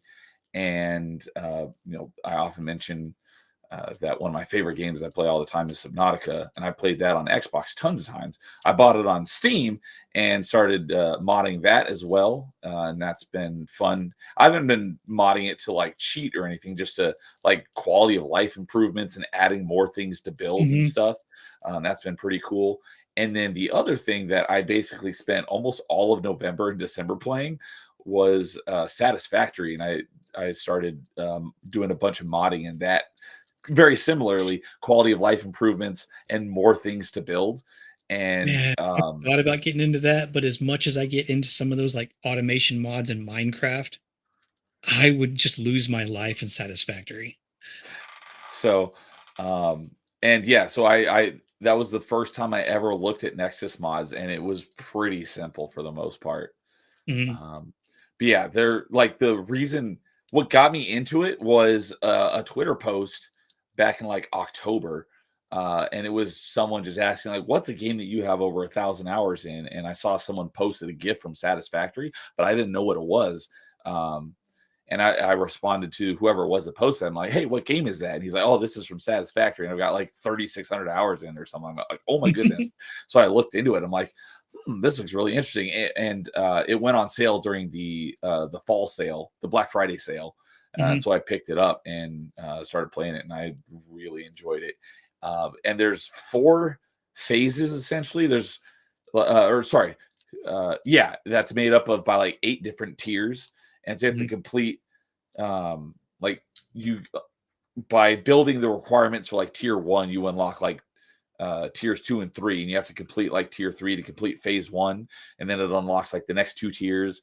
And there, it's not necessarily you unlock each tier as you go. Sometimes you unlock the next 2 tiers, and you have to complete, certain objectives. Uh, Sometimes some of the things that you need to build to complete the next tier, you have to complete some of the tiers before it, but you can start working towards it. Because but like tier is it Tears? I haven't played it since like I mean, January, I've so I've seen I'm some getting a videos on it, so I know some of the like the leveling ups. phase. That's the word I Yeah. was looking for. So the different phases are made up by a couple of different tiers. Like I think tiers 1 and 2 is like phase one, and then tiers like 3, 4, and 5 is tier two, or something like that, up to Mhm. like phase 7 and 8, or sorry, tier 7 and 8 makes up like phase four. So I completed phases 1 through 3, and it at about 120 hours or so. And so I still have two more tiers to essentially beat the game. And this game has been out for like 4 or 5 years, and it's still in early access. But there has been a lot of talk lately that the 1.0 full release is coming very, very soon. Ooh. Um, so it might finally get Steam achievements, because it has no Steam achievements yet either. And me being an achievement hunter and a completionist, then I can actually play it and get progress and show other than just hours played. Um, Sometimes I wonder if some of these games that have been in early access for so long delay it because of people like, if you've never heard the YouTube channel Let's Game It Out. I've heard that name, but that's about it. The dude is apparently has never been a video game tester, but has video game tester mentality and can break anything. Oh, that's why, because someone's mentioned that on one of my streams before, because they were Yes. talking about just Like, that. that's where I've seen some of my Satisfactory videos. Is he just like, oh, this is weird? Then he'll just go, hold please. And then there'll be this giant pile of stuff laying out there that's killing his frame rate. And if you figure it out that he actually did that legit, which apparently he tries to do, that's like 6 hours of work just to get the materials that he's then going to spend 8 hours to exploit something. The dude puts in work and he's hilarious. That's fun. I want to say that it was Colta Carl who brought that up. Um, but I may be getting it mixed up on who mentioned, but someone has Yeah. brought that up on one of my streams before. I definitely would not have the patience to do what he does. Uh, but But yeah, where since he breaks so many early access games, I have to imagine the developers are going. They're going, nope, can't do achievements yet. They're all going to be out in 5 minutes. um, but yeah, where I was going with that was that I completed phase 3 out of after like 120 hours. So I have the 2 more tiers to complete the last phase to beat the game. Because you can't really beat it. It's just completing the last stage because you can just play that game forever and just build stuff and do whatever the heck you want. Yeah.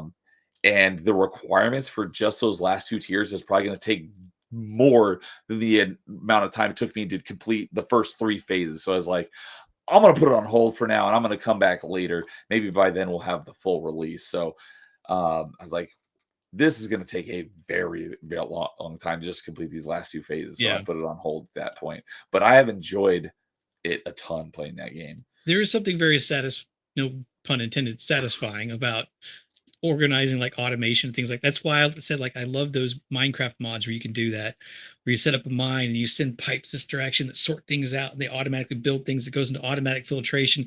Then by the time you get to the end of it, you realize you're standing there just watching it happen and go, I'm not playing the game anymore, but I'm still happy. Yeah, I haven't posted much, but I look at the Satisfactory subreddit a lot, and just to see what's going on with this Satisfactory community, and that's one of the things that is one of the biggest debates is what they call spaghetti, where you just have stuff strewn all over the place versus nice and neat and organized. Where everything is like planned out. Do I need to send you some of Let's Game It Out's videos? Oh my goodness. You will either love them or it will trigger like your OCD in your brain and you won't be able to watch them. I do have OCD for a lot of things like that. So when I did start playing the game, it was not quite the spaghetti of some of the levels that I've seen in the subreddit, where stuff is just going everywhere. It's still somewhat organized, but it's not like nice and neat and like figured out where you need this many resources going into this device, so you have to split it this way and then you have to recombine them and then move them along, not like that. But Yeah. I did start doing that part of the way through it, and I started planning stuff out and figuring out exactly how many resources I need, and I built a couple of factories that were quite neat, and we're building like it was all for this one particular item, because there's entire websites for that. There's multiple websites for that, for specifically for Satisfactory, for figuring out where all the best nodes are on the map for getting the resources, and then like how many resources you need to build the item that you want at how many you want per minute, and it gets nuts. Because like you might have this that's shipping this many this direction, but you only need so many this direction. You have to have a sorter that sends only so many this direction. The rest can go this way into storage, and then you have to have something that pulls out over here. Yeah, it's great, crazy. I've seen there are some people who are like master artists at this game, and you go and looking at. Often you'll see these people who make these crazy, phenomenal builds in the game, and usually the first comment is like, we're not playing the same game because you're playing at another level. Yeah, I don't know if you want to take a look at this. This all is one track to get resources from his resource, the source over to his base, and it just goes through and then through and then through, and it weaves. This is so insane because there's no resources right now. This is just all the belts for it. But yeah, it takes hours to get there. Belt. Let me see if I can find one of the other things. Is that what you're saying, that this is all one continuous belt? Yes. Like it starts from one place and just keeps going. I don't even really think you see it until later. I can't really. Let me see if I can, because I got this restream thing here. I don't want to completely play his entire video. That's another thing, is you can clip through things in the game, so it lets you. But that's where people who are like super OCD is like, no, you can't let things clip through each other, just for aesthetic sake.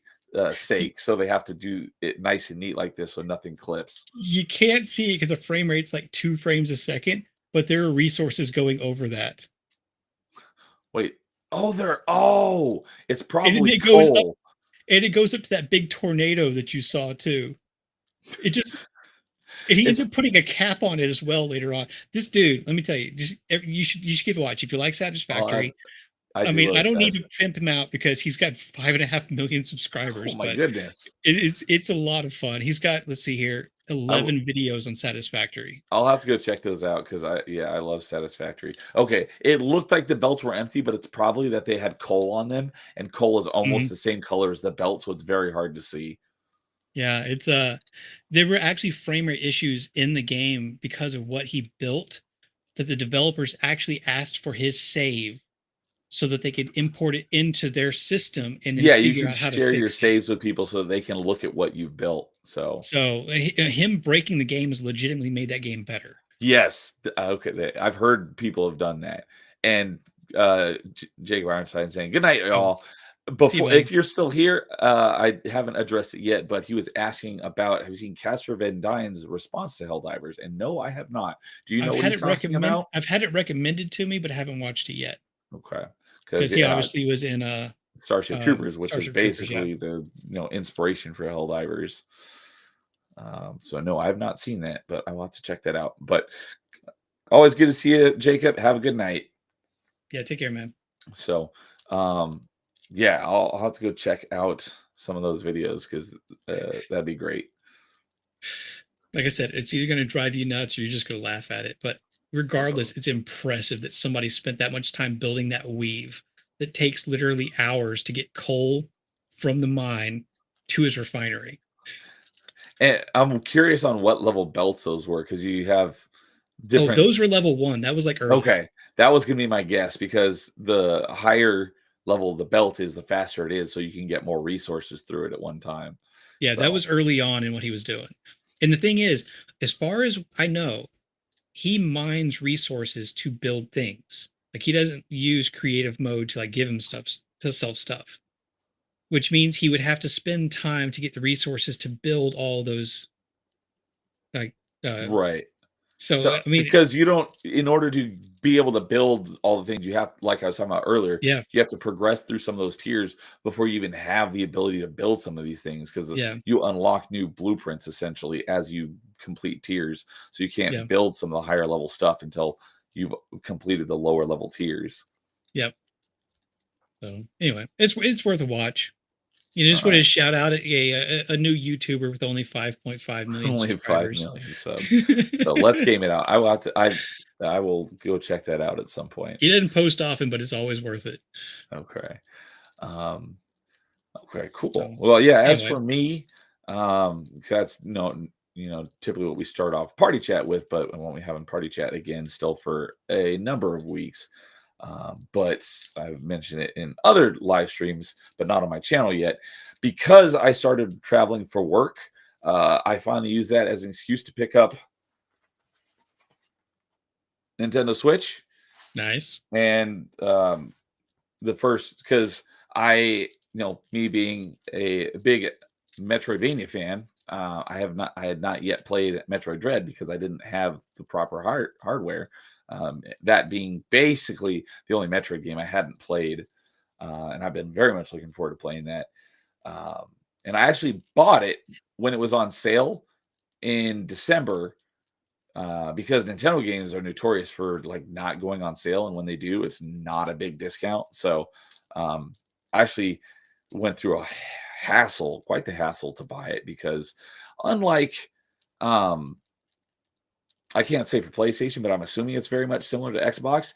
Um, on Xbox, as long as you have a Microsoft account, even if you don't have an Xbox, you can go on and buy a game digitally. Nintendo, Yeah. you can't actually buy a digital game unless you actually have the hardware because you have to have an actual Nintendo Switch tied to your account before you can buy a digital game.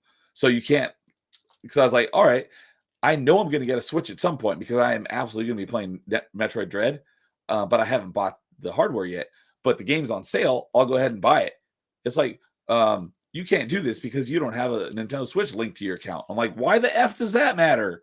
So Like, I want to give you money. I Take want it. to give you money to buy your game, and I'm going to buy the hardware later. Like, no, you have to already have the hardware.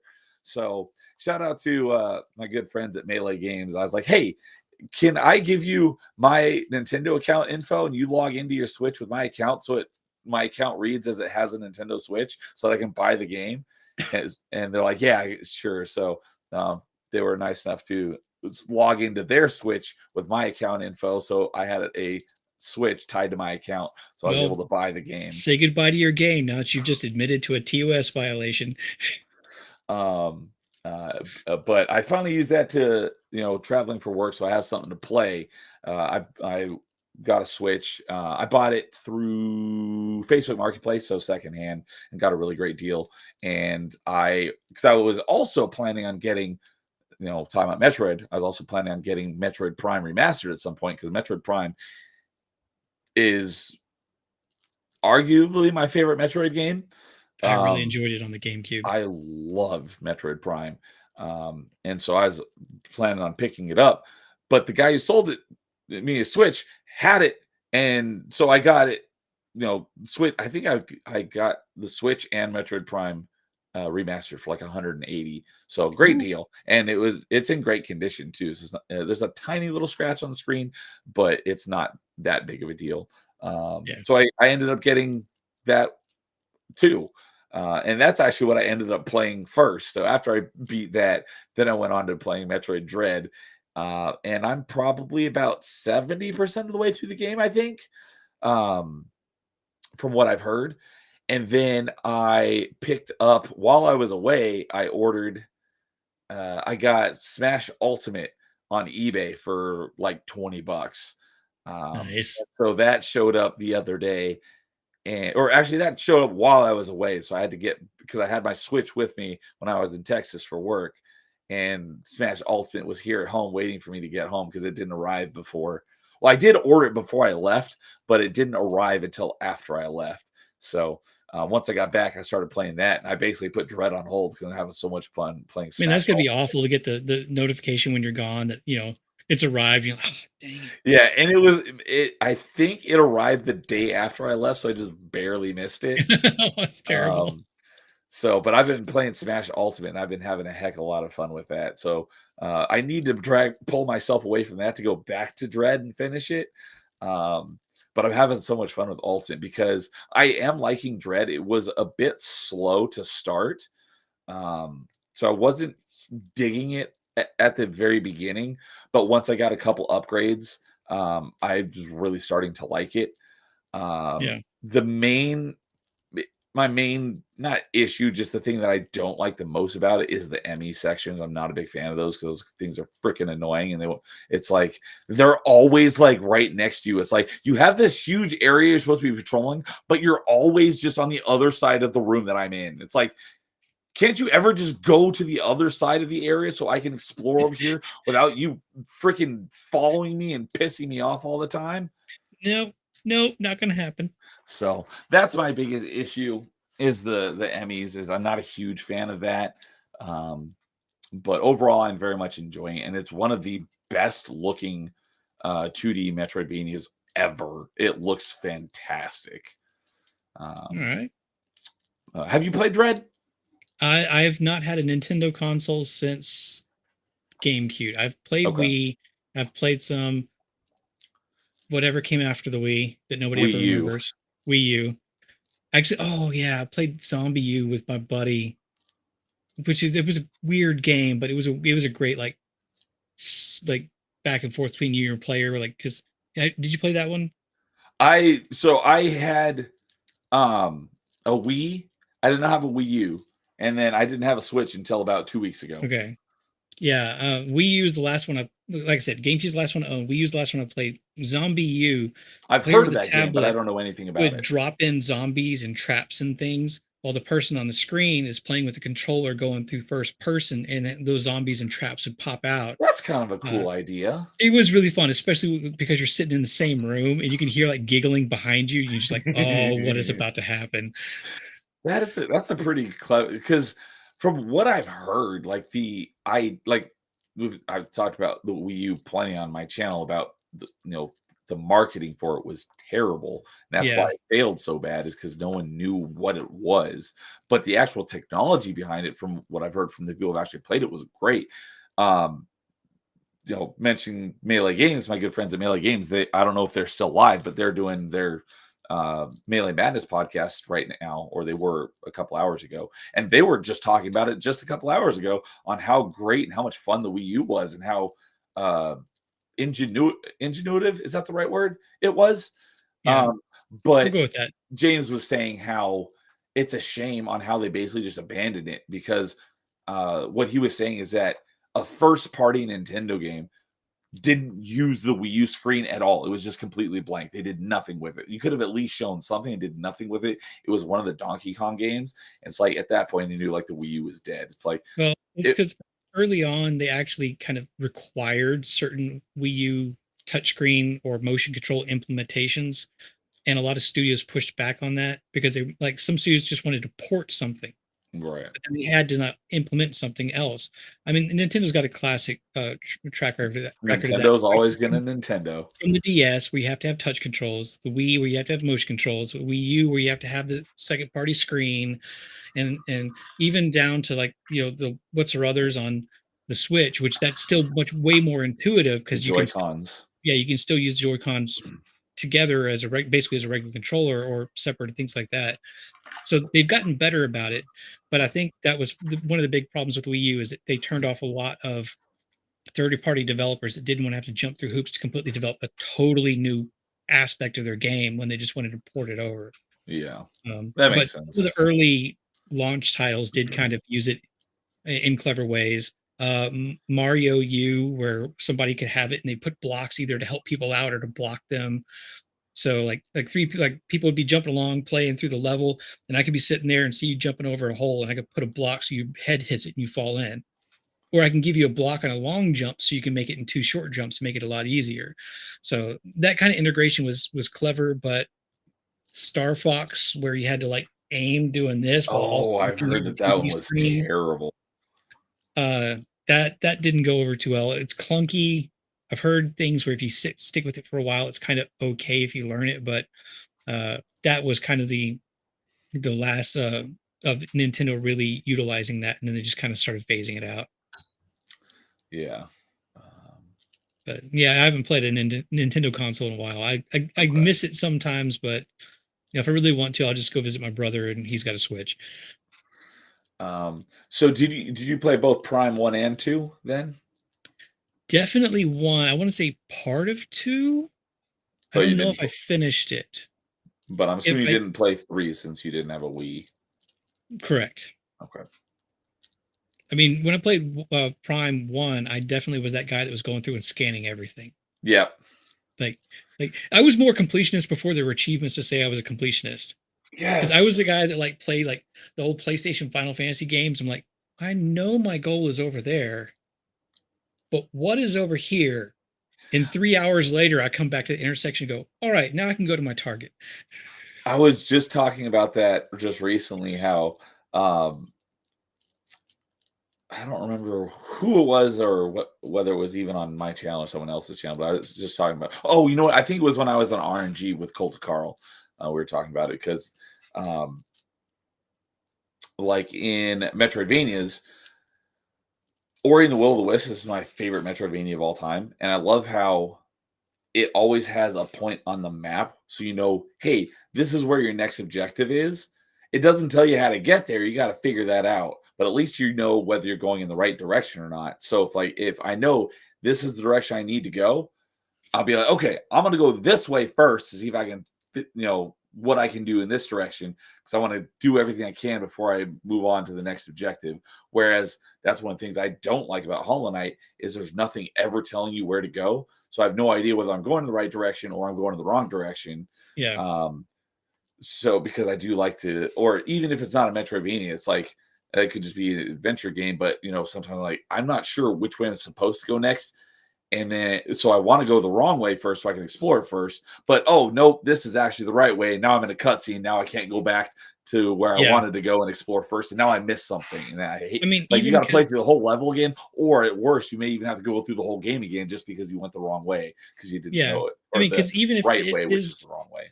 yeah, because even if it is the wrong way, all you're going to do is end up against let's just say, as a Metrovania person, the proverbial missile door, and you can't get through it. So now you know I'm going to come back here later, and you Yeah, move on.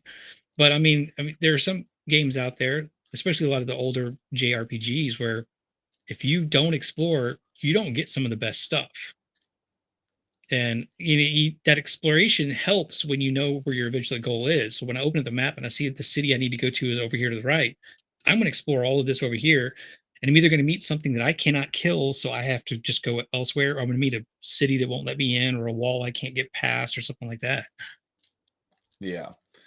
Um, and that was something that was basically a question that Melee K brought up way back when on a Melee Town Square, because my good buddy Jude 1286, who we do an achievement podcast once a month, because he's a big achievement hunter as well, and because Kay is like thinks that we're crazy for being such achievement completionists, and she's like what is it about it? It's like basically our answer both of us is like, we were doing this before there was achievements, now there's just something to show for it, and we have actual something like, here, this is what to work towards. But we were already doing 100% of the games back even before achievements existed. If there was like a percentage completed, then we Yeah. were going to get 100%.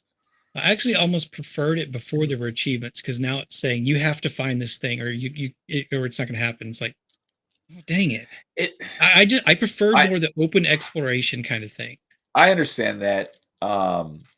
I think it depends on the developer mainly because of how they implement the achievement. So, and this is one of the things that Dude and I have talked about on numerous occasions, is like, it's some developers just throw achievements in there because it's basically expected now and they don't really care about it and think about it much. That's a real pain, but it's great when people, developers make great achievement lists, and then there's some that are just like evil and just like put achievements in for grinding the game to like, for eternity, like freaking Gears of War. Mhm. Um, Or ones that are actually encourage griefing, like that Turok game where you had to kill a teammate with a grenade. yeah, those are terrible achievements, having to grind something forever, or when another terrible example is when you've done everything in the game, but you still have one achievement left that requires, for example, like the getting some amount of money in the game, but the only way to earn enough money to achieve that achievement is like playing through the game like 4 or 5 times when you've already Yeah. done everything in the game in your playthrough, and you've gotten all the achievements, but you still have this one that you have to grind. That's terrible, and shame on developers who do that. But Mhm. developers that make great achievement sets that lead you to explore things and do things in the game that you wouldn't normally do, that's great usage of achievements. Yeah, I mean, And give people the I mean, there's also still value in the normal progression achievements, because you want to trigger that dopamine in people's brain, because that's what's going to reward them. That's when want them to keep going, and to explore further on with some other things. But they need to me, they need to feel like actual rewards, not like, I put up with you for 60 hours. Now I get it. Now I get this token. yeah, That doesn't feel like a reward. It feels like I've been punished for 60 hours. yeah, I But totally get that. I mean, if they're good, I'm all for going for them. I Multiplayer achievements I'll always have a little bit of a problem with, because I you never know when hate servers are going to go multiplayer achievements. offline, or getting players together that are willing to cooperate.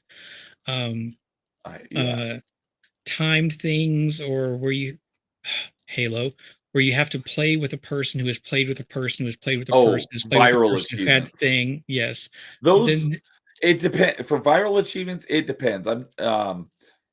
I'm okay with them as long as it's like, because typically it's like kill, if it's a game where you can shoot people or whatever, usually it's like kill someone who's on the development team or mhm, someone who has the achievement already. That's mhm, fine, because eventually everyone's going to have that achievement. But if it's a viral achievement where kill one of the developers on the game, those suck because you can only get it by killing that actual person, not someone else who's already done it. Yeah. Yeah. Um, I mean, most and single player stuff I don't mind obviously, I mean, like I said, you have the normal things like level completions or map completions, things like that. Map explorations, that's nice. It takes a little bit more effort. It's not too out of pocket. You've got uh item collecting, which I don't mind because that usually falls in line with map exploration, and you can do those pretty easily together, things like that. Um, but anything that kind of relies on like RNG with like enemy appearance, mhm. especially dealing with something that's a lot more rare, that just, I mean, even with as much as I love Borderlands, the number of times I loaded up that level, went out, I was looking for what, like uh, the Donkey Kong ripoff character that would occasionally spawn. Uh, Oh, uh, that's early on in Borderlands 2, right? yeah, but yeah, I forget the name. But anyway, there were a couple of there were two different. There was like King Mong and Donkey Mong, Yes. and like you had to get Donkey Mong, who was the rare spawn. So you usually got the regular like Bully Mongs. Occasionally you got King Mong, but then you needed to get Donkey Mong, and I mean that still wasn't that much for grind, but it took a lot longer than was fun.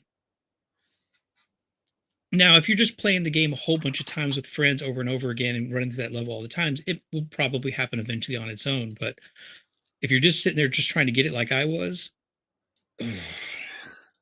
Yeah, and along those lines, that's kind of what I was talking about earlier, where with like that money example. It's like if you have an achievement for earning so much money and you've already done everything else in the game, if there's a little bit of grinding, like okay, I got to spend like another maybe like an hour or something grinding to just to get that last little bit, then okay. But if I've done everything else in the game and I still have, I still need to earn 10 times more money than I have so far, it's like you failed as an achievement yeah. developer. That is not cool.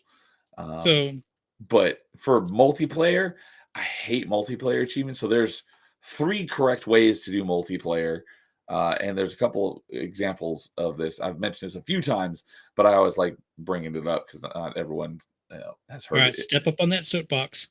So when it comes to multiplayer achievements, there are three proper ways to do it, and rarely are they done these ways. One, you can have multiplayer, but only no achievements for multiplayer. Only have your achievements for the single player game. Great example of that was Modern Warfare 1 and 2. Um, well, Modern Warfare 1, because Modern Warfare 2 did have some achievements for Spec Ops, but that was co-op, not versus. So that Yeah. that one I would say still counts because you can do those solo. It's just easier in co-op. Mhm. Um, but basically, all the achievements were for the single player, and don't have any achievements for the multiplayer. Make a great multiplayer, and people will play it. And for completionists, I'll play it because then I don't have to worry about servers going down and not being able to get those achievements. I can come back and get them at any time because they're all single player. I can play the multiplayer just because it's fun or I want to, or I can ignore it completely if I don't enjoy it.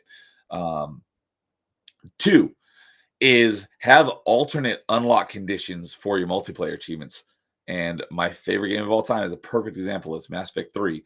For the multiplayer achievements, every single one of them has an alternate unlock condition for the single player. So one of them is like extract on gold on all 6 of the multiplayer maps, which isn't terribly difficult if you're playing with some people who know what they're doing. If you're just Yeah. starting off in the multiplayer, it's going to take you a while till you can do that. Or alternatively, you can beat the game on insane. So that is another great way is having different ways to do it, but both will unlock the achievement. So I kind of find in that instance beating the game on insane more rewarding to me. Yeah. And that's actually, I'm pretty sure that's how I got that achievement, even though I've spent hundreds, if not over 1,000 hours in multiplayer, Mass Effect 3's multiplayer. Because I mean, we played it together. I was just looking back through my streams or something the other day, and oh, that's right. It was because when I was looking through my notes and stuff because I had sworn you were on open mic and you weren't. And I was like, well, why do I have this stream? Oh, it was our Discord. I had a Discord call with you for 4 Yeah. hours. And I was like, why would I have had a 4-hour Discord call with Beard if he wasn't on open mic? And then I saw the date, November 7th. I'm like, oh, that's right. We played Mass Effect together on N7 Day. That's why. Yeah, I joined up. People could hardly hear me. You had some issues get connected, and I sucked. So it was perfect. But it was a blast. It's a lot of fun. I haven't played as much Mass Effect 3 lately because I usually play it a couple times a month. I think I've only played it like once in the last 2 months. Or no, because we played it. Oh, wait. That was the beginning of March. That was March 6th. And is now May. Yeah, I think I've played it only twice in the last 2 months. So, but I have been a bit busy. Tisk. But yeah, I love Mass Effect's multiplayer, and anyone wants to play Mass Effect 3 multiplayer either on Xbox or on Steam, let me know. I will always be happy to play Mass Effect because I freaking love the multiplayer. But anyways, that's another way to do multiplayer achievements. Is has alternate unlock conditions in the single player. So if you don't want to do the multiplayer, you don't have to, and you still get the completion. Yeah. Option number 3 is actually split your multiplayer into a separate game, so I can play the campaign. And if I want to do the multiplayer, I can, but they're actually separate achievement lists. So I can get 100% in the single player and have 100% in the game. And then if I, the multiplayer is actually a separate standalone game. It has its own set of achievements. And the only game that I've seen do that is Crackdown 3. The single player and the multiplayer were 2 separate games. They had to install separately and have their own achievement sets. I did complete both of them, but that is a great way of doing it as well. I would love Gears to take any of those because that's my biggest issue with Gears is their BS achievements. That's the main reason why I haven't played Gears 4 or 5. I didn't even mean to put Gears 3 on my tag, and I got it on my gamer tag by accident. Whoops. Yeah, I was so pissed when that happened. I was furious, but Gears, it would be a little bit difficult to split it because there's so much like interaction between like the single player and all the different multiplayer game modes. So I think the best way for Gears to do it, because it's such a heavy emphasis on multiplayer in the Gears games, and I hate Gears of War multiplayer. So I wouldn't say don't put any multiplayer achievements in. So I wouldn't say like the Call of Duty route where they have all the achievements are in single player, but it has a multiplayer mode. And then I also wouldn't say split it into its own separate game, although they could do it. I mean, Halo Infinite basically did that although it is still the same achievement set, but you can play the multiplayer for free. But if you want to play the single player, you actually have to pay for it. Yeah. They could do something like that and make the multiplayer free, but that's not a great example because the achievements are still tied together. You can't play one without the other. I mean, really, the only way these days I would see anybody even being willing to put out a game like that is to do their single player. I was going to say a little bit cheaper, but we all know they wouldn't do that. But also then like 6 months later, release their new live service. And that's their multiplayer thing where they do the constant updates and things like we currently see, and maybe not patch or give DLC to the single player, but just do everything multiplayer. That I could kind of see them doing that. It's kind of like if Call of Duty just abandoned multiplayer on their main release games and just stuck with their live release online stuff as their multiplayer proper. But I don't see them ever doing that either. There's money there that could be made, and they're not going to leave it on the table. That's actually a good point that I hadn't thought about. And Anger Canadian is back. What's up, Anger Canadian? We were going to call it at about an hour 40, and that was 40 minutes ago. And so we started talking about what we've been playing. And then in the last 10 minutes like every 5 minutes, we like start wrapping it up, and then one of us says something. So I was like, let's wrap it up. What have you been playing? And now we got on to what we've been playing tangent. And then over the last 10 minutes, so I got on a tangent about achievements. But bringing up Call of Duty, that's something I hadn't mentioned, is that Call of Duty Warzone is free to play and has no achievements. So I played a little bit of Warzone. because my friends were playing it, and so I was like, it doesn't have any achievements, so I don't have to worry about putting in tons of time in order to keep my completion percentage up. So I played a little bit of it, but if it had achievements in it, I wouldn't have done it unless it was a fairly short completion. But being a live service game, I'm sure they would if it always, did they have would be adding achievements, them. they'd be constantly adding them, and it would be like a 300-hour completion. And if that was the case, I definitely wouldn't have played Warzone. But I only played it for like one weekend, but that's because it didn't have any achievements at all. But it's still tons of people play it because it's it's a pretty well put together game, and people play it because of that. So, anyways, if Gears was going to go one of those routes, and I would probably say for them, like the Mass Effect 3 route, where all the multiplayer achievements, there's an alternate unlock condition you can do in single player, would probably be the best route for them. And I would actually probably play some of the newer Gears games if they did something like that, because I'm not going to, get 100,000 kills with every single gun there is, and the ridiculous requirements for those stupid achievements in Gears. Right. Yeah. I haven't played Gears since I think 2, so. And like I said, I love co-op, so I love playing the campaign mode in co-op, but I hate Gears as multiplayer. Oh, and Andrew Nathan, I downloaded Dead Cells through the Netflix app. What? I don't understand. What is does Dead Cells have like a anime or something now? Like Castlevania heard does? that they were going to be trying to start doing gaming. Interesting. I don't have Netflix, so I don't know how that works. Is it streaming or do you actually download it? I'm curious. And it's been released on Netflix as a mobile game exclusively for Netflix subscribers. Has games. So is it like cloud streaming, or do you actually download it and install it, and your device is doing the processing? Like, if it's Netflix, then that would mean it would run on TVs, and TVs don't have the processing power for running games. So I'm assuming it's cloud streaming, and if so, how is the quality? Oh, he's saying that you can download them if you have the account. Interesting. Okay. Okay.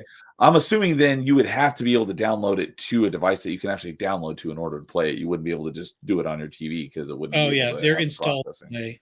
I'm looking at their website right now. You have to play. You have to install the game on your device first. You need a compatible device, Android phone or tablet running Android 8 or later, iPhone, iPad, iPod Touch running iOS, iPad OS 15 or later. Okay, so it's on mobile devices. Gotcha. Yeah. Can you do it on PC? I mean, if you have you could put a which one do I use? There's an Android emulator I use for. Oh, BlueStacks. I actually prefer LD Player 9. BlueStacks got buggy for me. Oh, BlueStacks is the only Android emulator I've heard of, so I've never heard of that other one. Yeah, LD Player 9 works really good for me. I do have some stuff on that where some of the Android games I play are much easier with mouse and keyboard. Okay. If I'm going to get an advantage, I'm going to take it. Screw you guys that just want to touch your phones. Yeah, my buddy who I play in real life, who I play Mass Effect with all the time, he was telling me one time that he tried Call of Duty Mobile, and most people are playing it, with the on-screen touch controls, but he linked his Xbox controller to it, and he was just dominating everyone. Yeah, I think that might have been a who was it? That's too simple for Spiffing Brit. There was somebody who showcased that, like putting an emulator on your computer and just destroying everybody on Call of Duty Mobile. Interesting. Yeah, I've played a good chunk of Dead Cells, not a huge ton. I think I've got two boss cells, I think. Because I've unlocked, I know I have the Vine rune. I know I have the teleportation rune. I don't remember what order that you unlock the runes in, but I've played a decent little amount of it, but I still have a ton to do because there's so many achievements and so many DLCs for it. Hey, speak of the devil, this is my good buddy I was just talking about. I play Mass Effect with.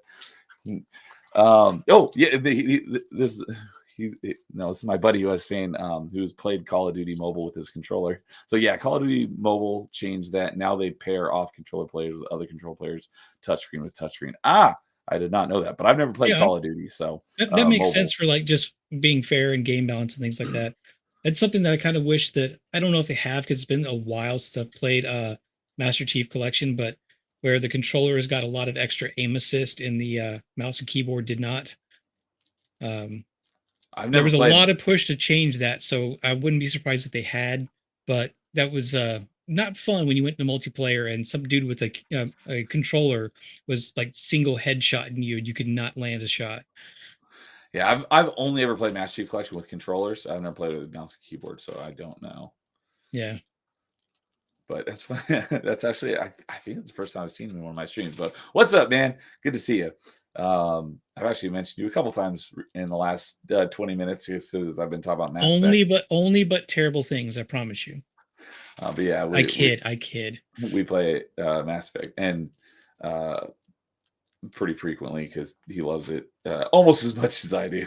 And we've also spent like I was saying earlier, most of my Destiny time, I played a lot in co-op with him and another buddy. But he only ran one character. I ran all three for a while in Destiny 1 and kept them all top tier. So I have quite a more number of hours played since I was running 3 characters a week. But we've spent a lot of time playing Destiny and Mass Effect 3 together over the last decade. But all right. I think we'll actually call it there. Unless there's any other tangents you want to go on. There probably are, but I've refilled this cup at least once, and the further we go, the less coherent I'm going to be. And yeah, it's pretty late for you because you're 2 hours ahead of me. Let's see here. He's saying it kind of balanced out. His brother plays a lot of PC games. That's right. And Halo Infinite with mouse and keyboard, he had a big advantage at long range, but at short range, usually loses the advantage to controller. Interesting. I had not considered that. Haven't played Infinite yet. Yeah, I haven't either because as I often mention, I am in the middle of a dive, working my way back up to my original completion percentage before I started that dive. And once I do, I'm starting a ton of games, and Halo Infinite is one of them. So I'm trying not to start any new games unless they're ones that I want to play before they leave Game Pass and they get announced as leaving Game Pass, which is why I just started a new game last week because it is also in the Metroidvania genre and it's leaving Game Pass on the 15th. So I have to beat it in the next few days, and that's Superland 6 Inches Under. So, but yeah, other than Game Pass games that I want to play that are leaving Game Pass in 2 weeks, I try not to start any new games because that just makes it take longer to recover that completion percentage. Then once I do, I have a crap load of games that I'm going to be starting. I actually have a spreadsheet for it as well. I'm not laughing at you. That just sounds exactly what I expect from most like hardcore achievement hunters. Yeah, because my completion percentage is currently at 87%. And in order to recover my dive, I need to get back to about 91.5%. So I've got about 3 or 4 more percent to go, which is about 900 and something more achievements without starting any new games. Piece of cake. You got this. So if I hadn't started a ton of games after I had closed the dive, I would have completed it a long time ago. But I closed the dive, and then after that, I still added a ton more games. So achievement hunting is sickness, beer. Neo needs help. We're all going to invite you to a stream, and we're just gonna have you in the center. Everybody's around. It's like this is gonna be what's that term? It's an intervention. Intervention. That's the word I was looking for. No, I swear I can stop whenever I want. I just don't want to. Don't worry, Neo. This is a safe place. It's okay. But yeah, I'm very much looking forward to getting to that point because I have so many games that I'm like, I really looking forward to playing. But I'm like, no, I need It's been 4 years that I've been working on recovering this dive. I need, and I'm closer than I've ever been. I need to finish it off before I starting all these new games. Stick with it. Don't be like us, most of us Steam players, where we just buy and start games and then put them in our library and never touch them again for 7 or 8 years. Just be what we should be. And that's where the whole idea behind the bean dive, dive for short, came from. His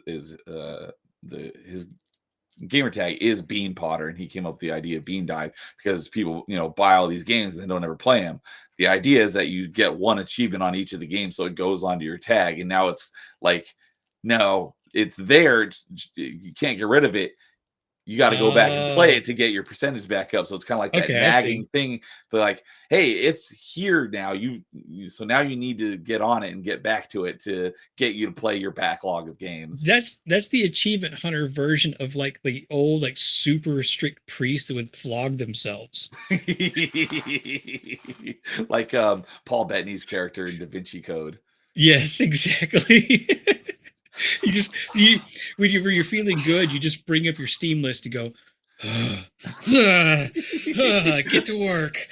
Someone should make that a meme from Da Vinci Code, and it's like because he's looking at like the crucifix in that scene, and the Steam library. Just put the Steam library in place of the crucifix.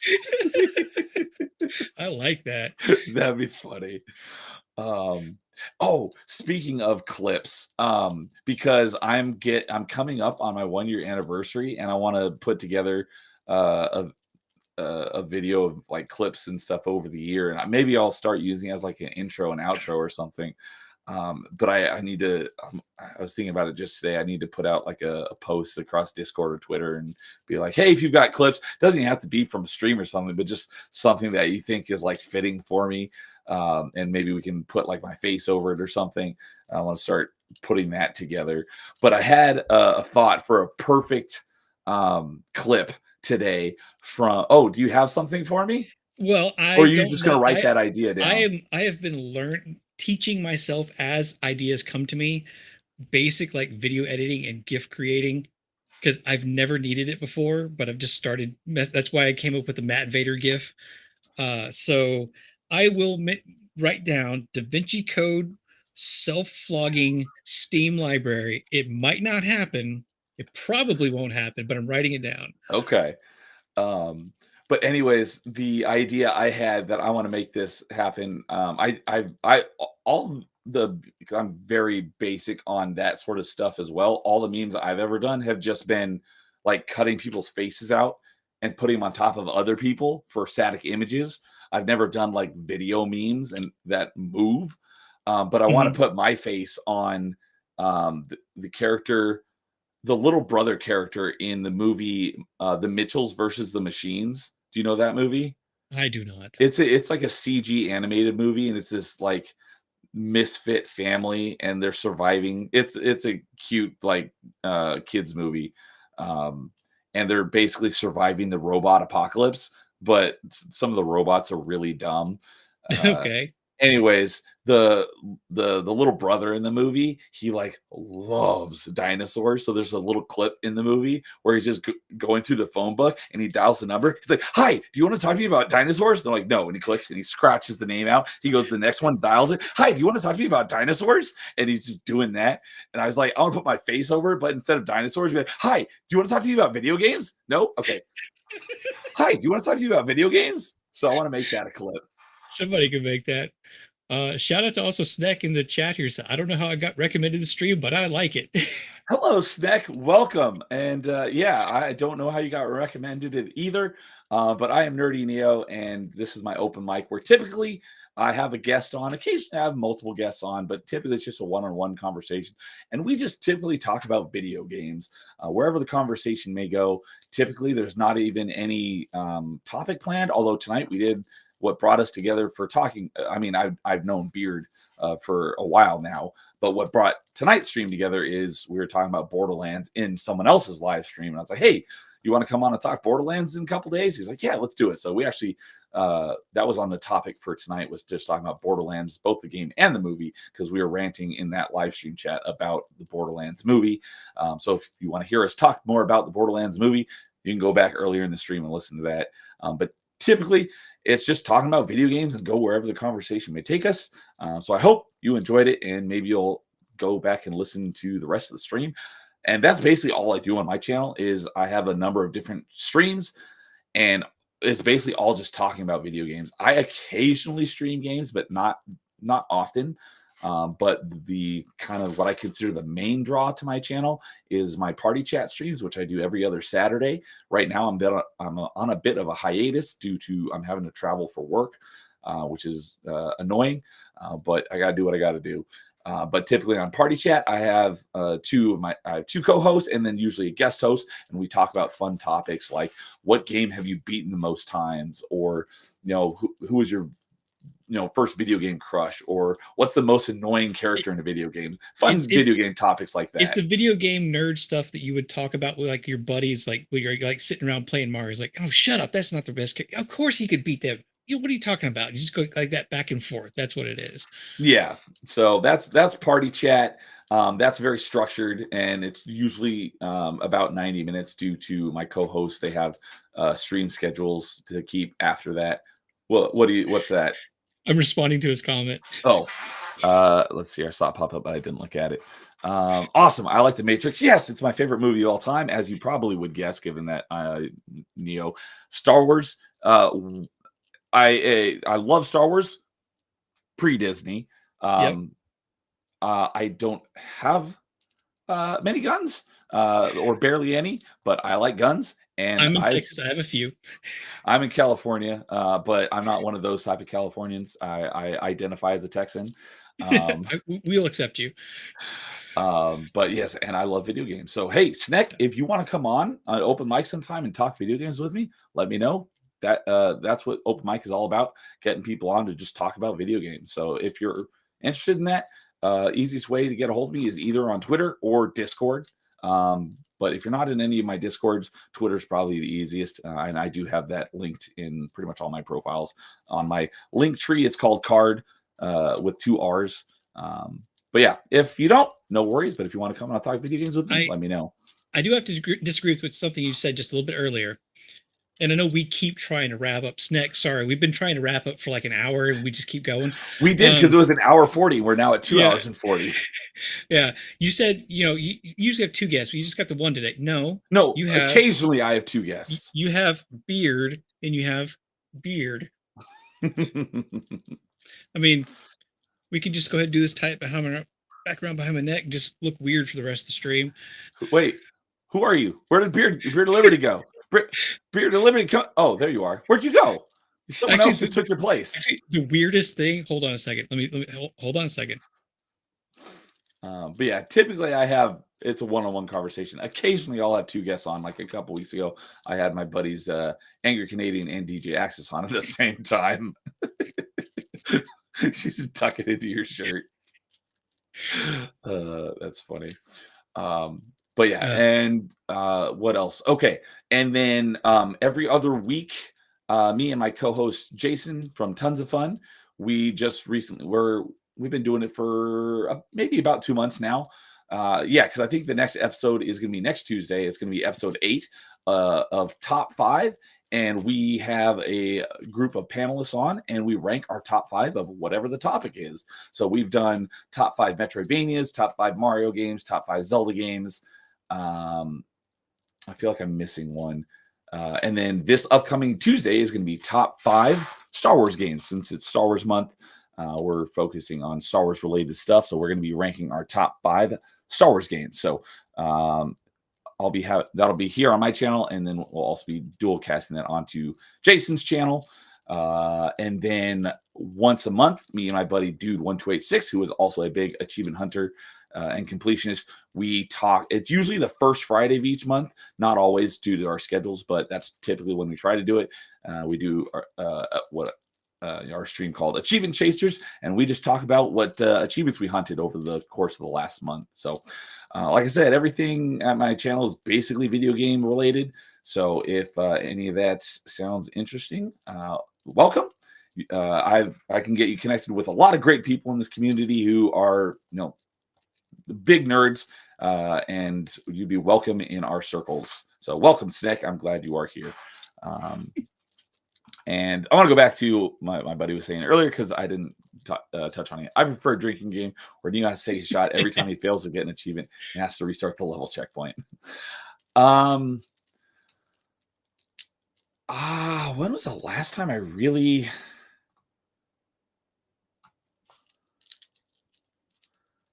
I don't know. I have to look through my games to figure out when the last time I did was hunting like some sort of achievement where I had to like keep restarting and trying over and over and over again. Oh, no. You know what it was? The let's see here. Thank you, Paul. Paul is reminding me of what the one I was missing. We did a top 5 on our top 5 video game soundtracks. That was the one that I was thinking of that I blanked on. So thank you, Paul. You should do a top 5 video games worth fighting over, because we've all had those as a kid.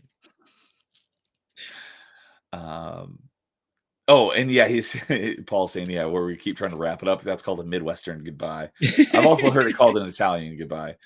But careful, Snake. I used to be just a guy in chat as well. Yeah, he used to be just in chat. Now he's on everybody's channels. He said earlier, I usually just hang out and chat, but I'll definitely subscribe. It's like, oh, I didn't see that one. A year ago, a little bit more than a year ago, I was just a guy in chat.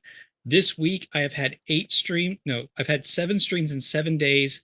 And next week, I've got 1, 2, 3, 4, at least 4. So he's on all these different streams. It's fun because Beard of Liberty doesn't have his own channel. He just goes on everyone else's channels. Look, if somebody offers it to you and you feel up to it, take it, because this is a great group of people. You never know where you're going to end up, but from my experience, it's been a lot of fun.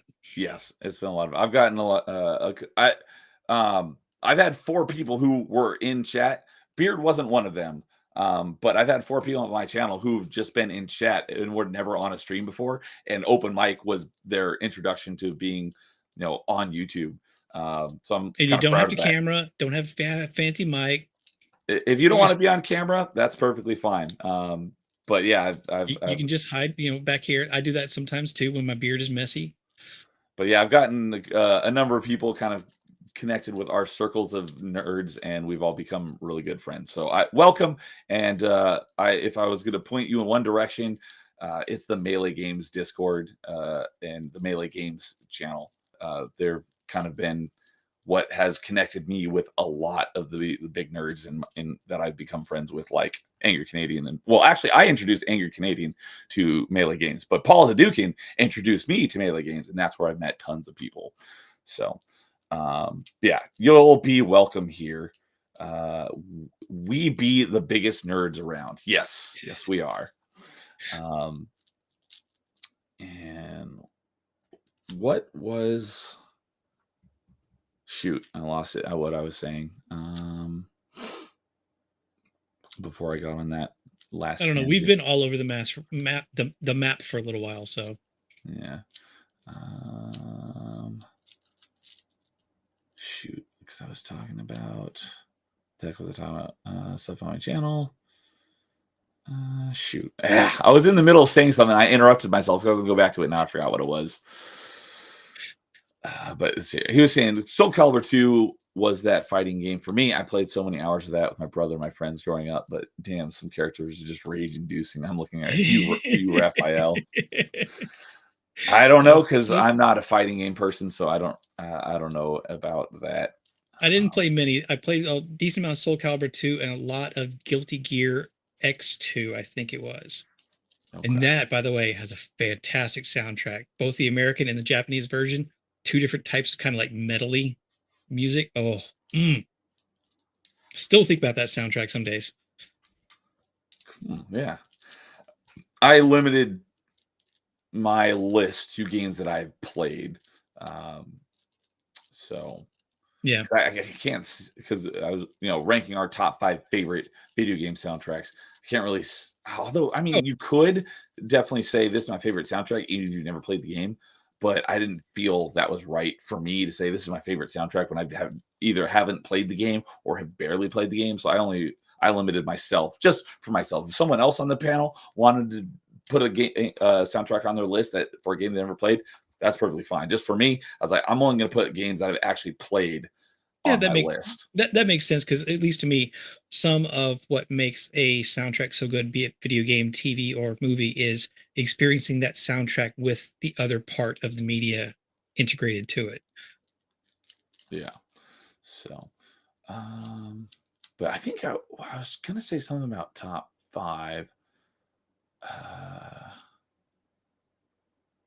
think you got past top five. I don't know what was coming up next. Shoot, I think it was something related to top five that I was going to bring up, but I don't remember what it was. But Paul saying that Guilty Gear is known for its music. Cool, It's fantastic. I actually think I heard on a stream just within the last couple of days someone mentioned Guilty Gear when talking about video game music. I never played Guilty Gear, but I heard it was great. And someone say video game soundtracks. Yes, we just yeah. Oh no, we're gonna go for another 2.5 hours. Canadian, weren't you on top 5 soundtracks? I swear that you were. Let me see. Yeah, it was Angry Canadian, DJ Access, Paul Hadouken, CJP, me, and Jason. I don't know if this is what I was going to mention, but like I said, pretty much everything on my channel is video game related. My co-host for Top 5, Jason, does stuff that is non-video game related. So one week he did a top 5 WrestleMania matches, and I know nothing about WrestleMania, so he did that just strictly on his channel. And because I don't know anything about wrestling, it's like there would be no point for me to be on that panel. So we try to get people who are well versed in whatever the topic is.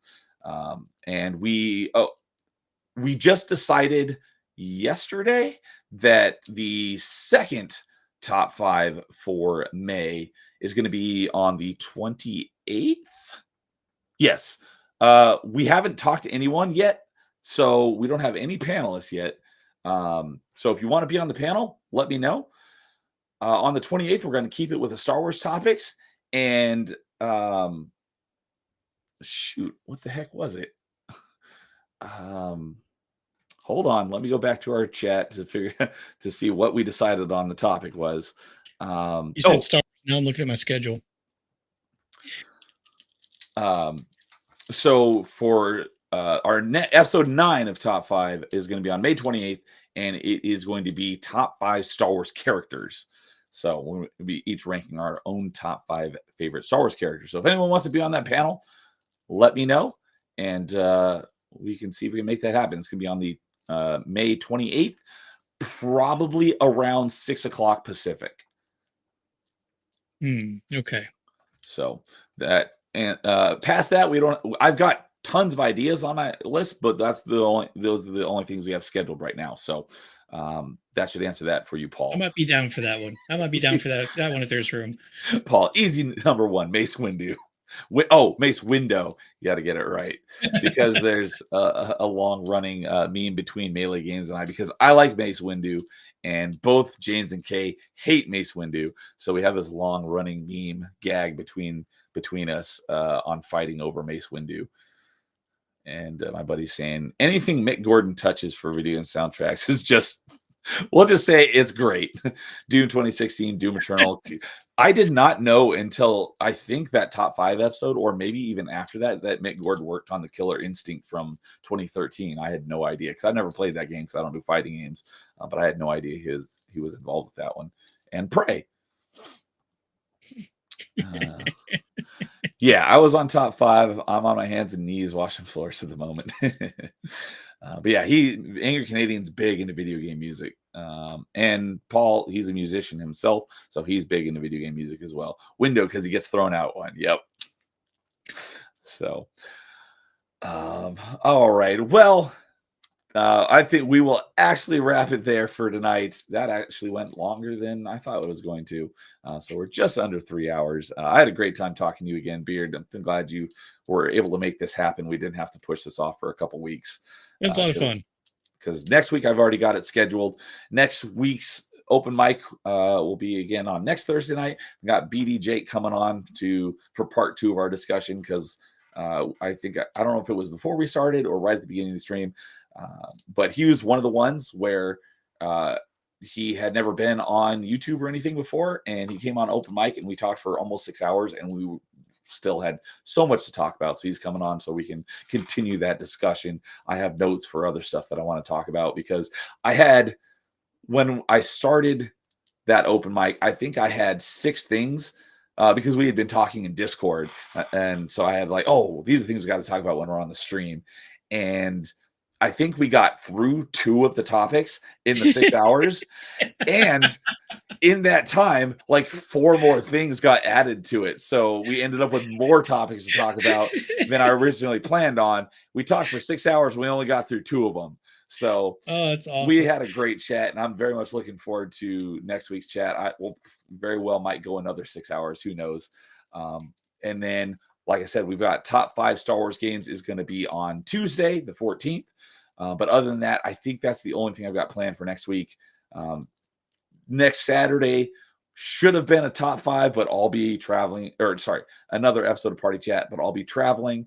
So we'll be missing another party chat. But for Snick, who's recent to the channel, I have playlists for all those different streams. So if any of that sounds interesting, you can go back to any of those playlists and listen to any of the previous episodes. So, Beard, anything you want to plug before we take off here? I know you don't have your own channel, but you said you have a bunch of streams coming up. You want to plug any of those? Tomorrow, aka tonight, because it's Friday for me. It's past midnight for me now as well. Friday evening, I'll be on with Master Swag King. Not sure exactly what the topic's going to be, so I'm looking forward to that. It's going to be my first time there. Saturday on After the Weekend movie reviews on YouTube. That's my usual YouTube channel. I'm a co-host on. We'll be doing our every other weekend Saturday show. Also talking some pop culture stuff. Things have happened over the last couple of weeks. We don't get a little too controversial there, but That's it's fun. Very tame. Yeah. I mean, the After the Weekend is you may not necessarily want your kids to watch because we don't necessarily censor anybody. The After the Weekend on Mondays where we do a movie review, that's the family friendly show. Yeah. And then Sunday afternoon, we on with Stark of Iron. We'll be finishing up our talk about the Fallout vaults. We were going through that with also Snail Messiah. So we're about halfway through every confirmed lore, confirmed Fallout vault and all the experiments that went on there. Some of those vaults get crazy, let me tell you. And then, like I said, Monday, playing through Fallout 3, and it's like finding out the lore of what happened in some of these vaults. I'm like, that's effed up. Some of the we went into like the first Vault 76 vault that we had discussed last week. That thing was bonkers. I mean, I recommend going and checking that out over on Stark of Iron on YouTube. And then, like I said, on Mondays, and that was my regular show. Everything's in the evenings. You can follow me on Twix, Twitter, X, whatever the heck you want to call it. At Beard. I still call it Twitter because it's still twitter.com. Yeah. But on Mondays, you can always find me 8:30 after the weekend movie reviews on YouTube. We typically review movies from our childhood, so typically 80s and 90s. I don't know exactly what we've got coming up this week, but I have a suspicion. I just can't confirm it yet because I haven't conferred with my other 2 co-hosts. So anyway, this has been a lot of fun. If anybody wants to check me out anywhere else, you're welcome to. Fair warning, the Twitter stuff gets a little bit political. That's not everybody's game. You don't want to follow me there? Look, I'm not angry. I get it. I have 2 separate Twitters for specifically that reason. Yeah, well, I used to have a gaming Twitter and a political Twitter. Then my political Twitter took over. Then I started getting back more into pop culture on the political Twitter. So now I just have one. Yeah, same with my nerdy Neo Twitter. Basically, the only thing you're going to find there is also video games. I have a separate Twitter, which I will also talk about video games. That's where I'll talk about anything pop culture, politics, video games, whatever. But I keep pretty much everything on my channel and my nerdy Neo Twitter to just video games. Yeah, no fighting here unless it's over which game hero can defeat the other game hero. Yeah. Plenty of disagreements and fightings when it comes to nerd stuff, like who wins between Superman and Goku, stuff like that, not fighting over like real life stuff. So that's right. But we'll wrap up here with a few more chats. Paul is saying longer than you thought. That's what she said. Giggity. Devastator. When you're having a good time, it can't be helped. Exactly. It's true. Yeah. And you're Canadian. I'm pretty sure he's talking about my first open mic with BD Jake. That conversation was legendary. I was talking to BD Jake in Discord a week or two ago, and we were talking about something in Discord that we talked about on our stream. And I went back and basically listened to the whole stream again. He's like, dude, I've listened to it like 3 times since then. It was such a great conversation. So yes, I think it was legendary. It was a great conversation. Snack is like, oh, I love Fallout. So, and Well, right as we're wrapping up, Christian Fandom Geek is saying, hello there. What's up, Christian Fandom Geek? Good to see you, buddy. Yeah, we're just wrapping up here, but no, feel free to go back and re-listen to it. I thought it was a great discussion with Beard. We talked a lot about Borderlands, both the games and the upcoming movie. That was the catalyst for having him on tonight. But we got into a bunch of other stuff as well. So yeah, plenty there. Well, thank you, Beard, for coming on and for your open mic debut. I had a great time chatting with you, as always, because you were on Party Chat once, and I've been on After the Weekend with you once or twice. It's always fun to talk to. So, yeah. And everyone in chat, Angry Canadian, Paul Hadouken, my buddy Christian, the Devastator, Sneck, welcome again, Christian Fandom Geek. Let's see here, who else was here? Jake Ironside was here. Static was here for a short time. Last second, Tomby jumping in. You're right at the end, Tomby. Oh, what's up, Tomby? Good evening or good morning, because you're over in the UK, so you're like 8 hours ahead of me, and it's morning there. But what's up? Matt Vader was here. And over on Rumble, Dude was here, my achievement co-host. And there was someone else that showed up in Rumble. Sorry, I have to keep Rumble chat up separately because it doesn't go into Restream automatically. And I had it switched over to the wrong tab. So Retsnom. Sorry for, I don't know how long that was there, but keep your beard moist and follow me for more life hacks. Thanks for showing up, Retsnom. No comments. Let's see here. And Colts Carl was here, and Master Swag King, and Amin Ra. And PD Jake was here earlier. So I think that is about everyone. But as always, thank you everyone for joining us tonight. And we will see you all later. In the meantime, game on. And I didn't have it queued up. Here we go.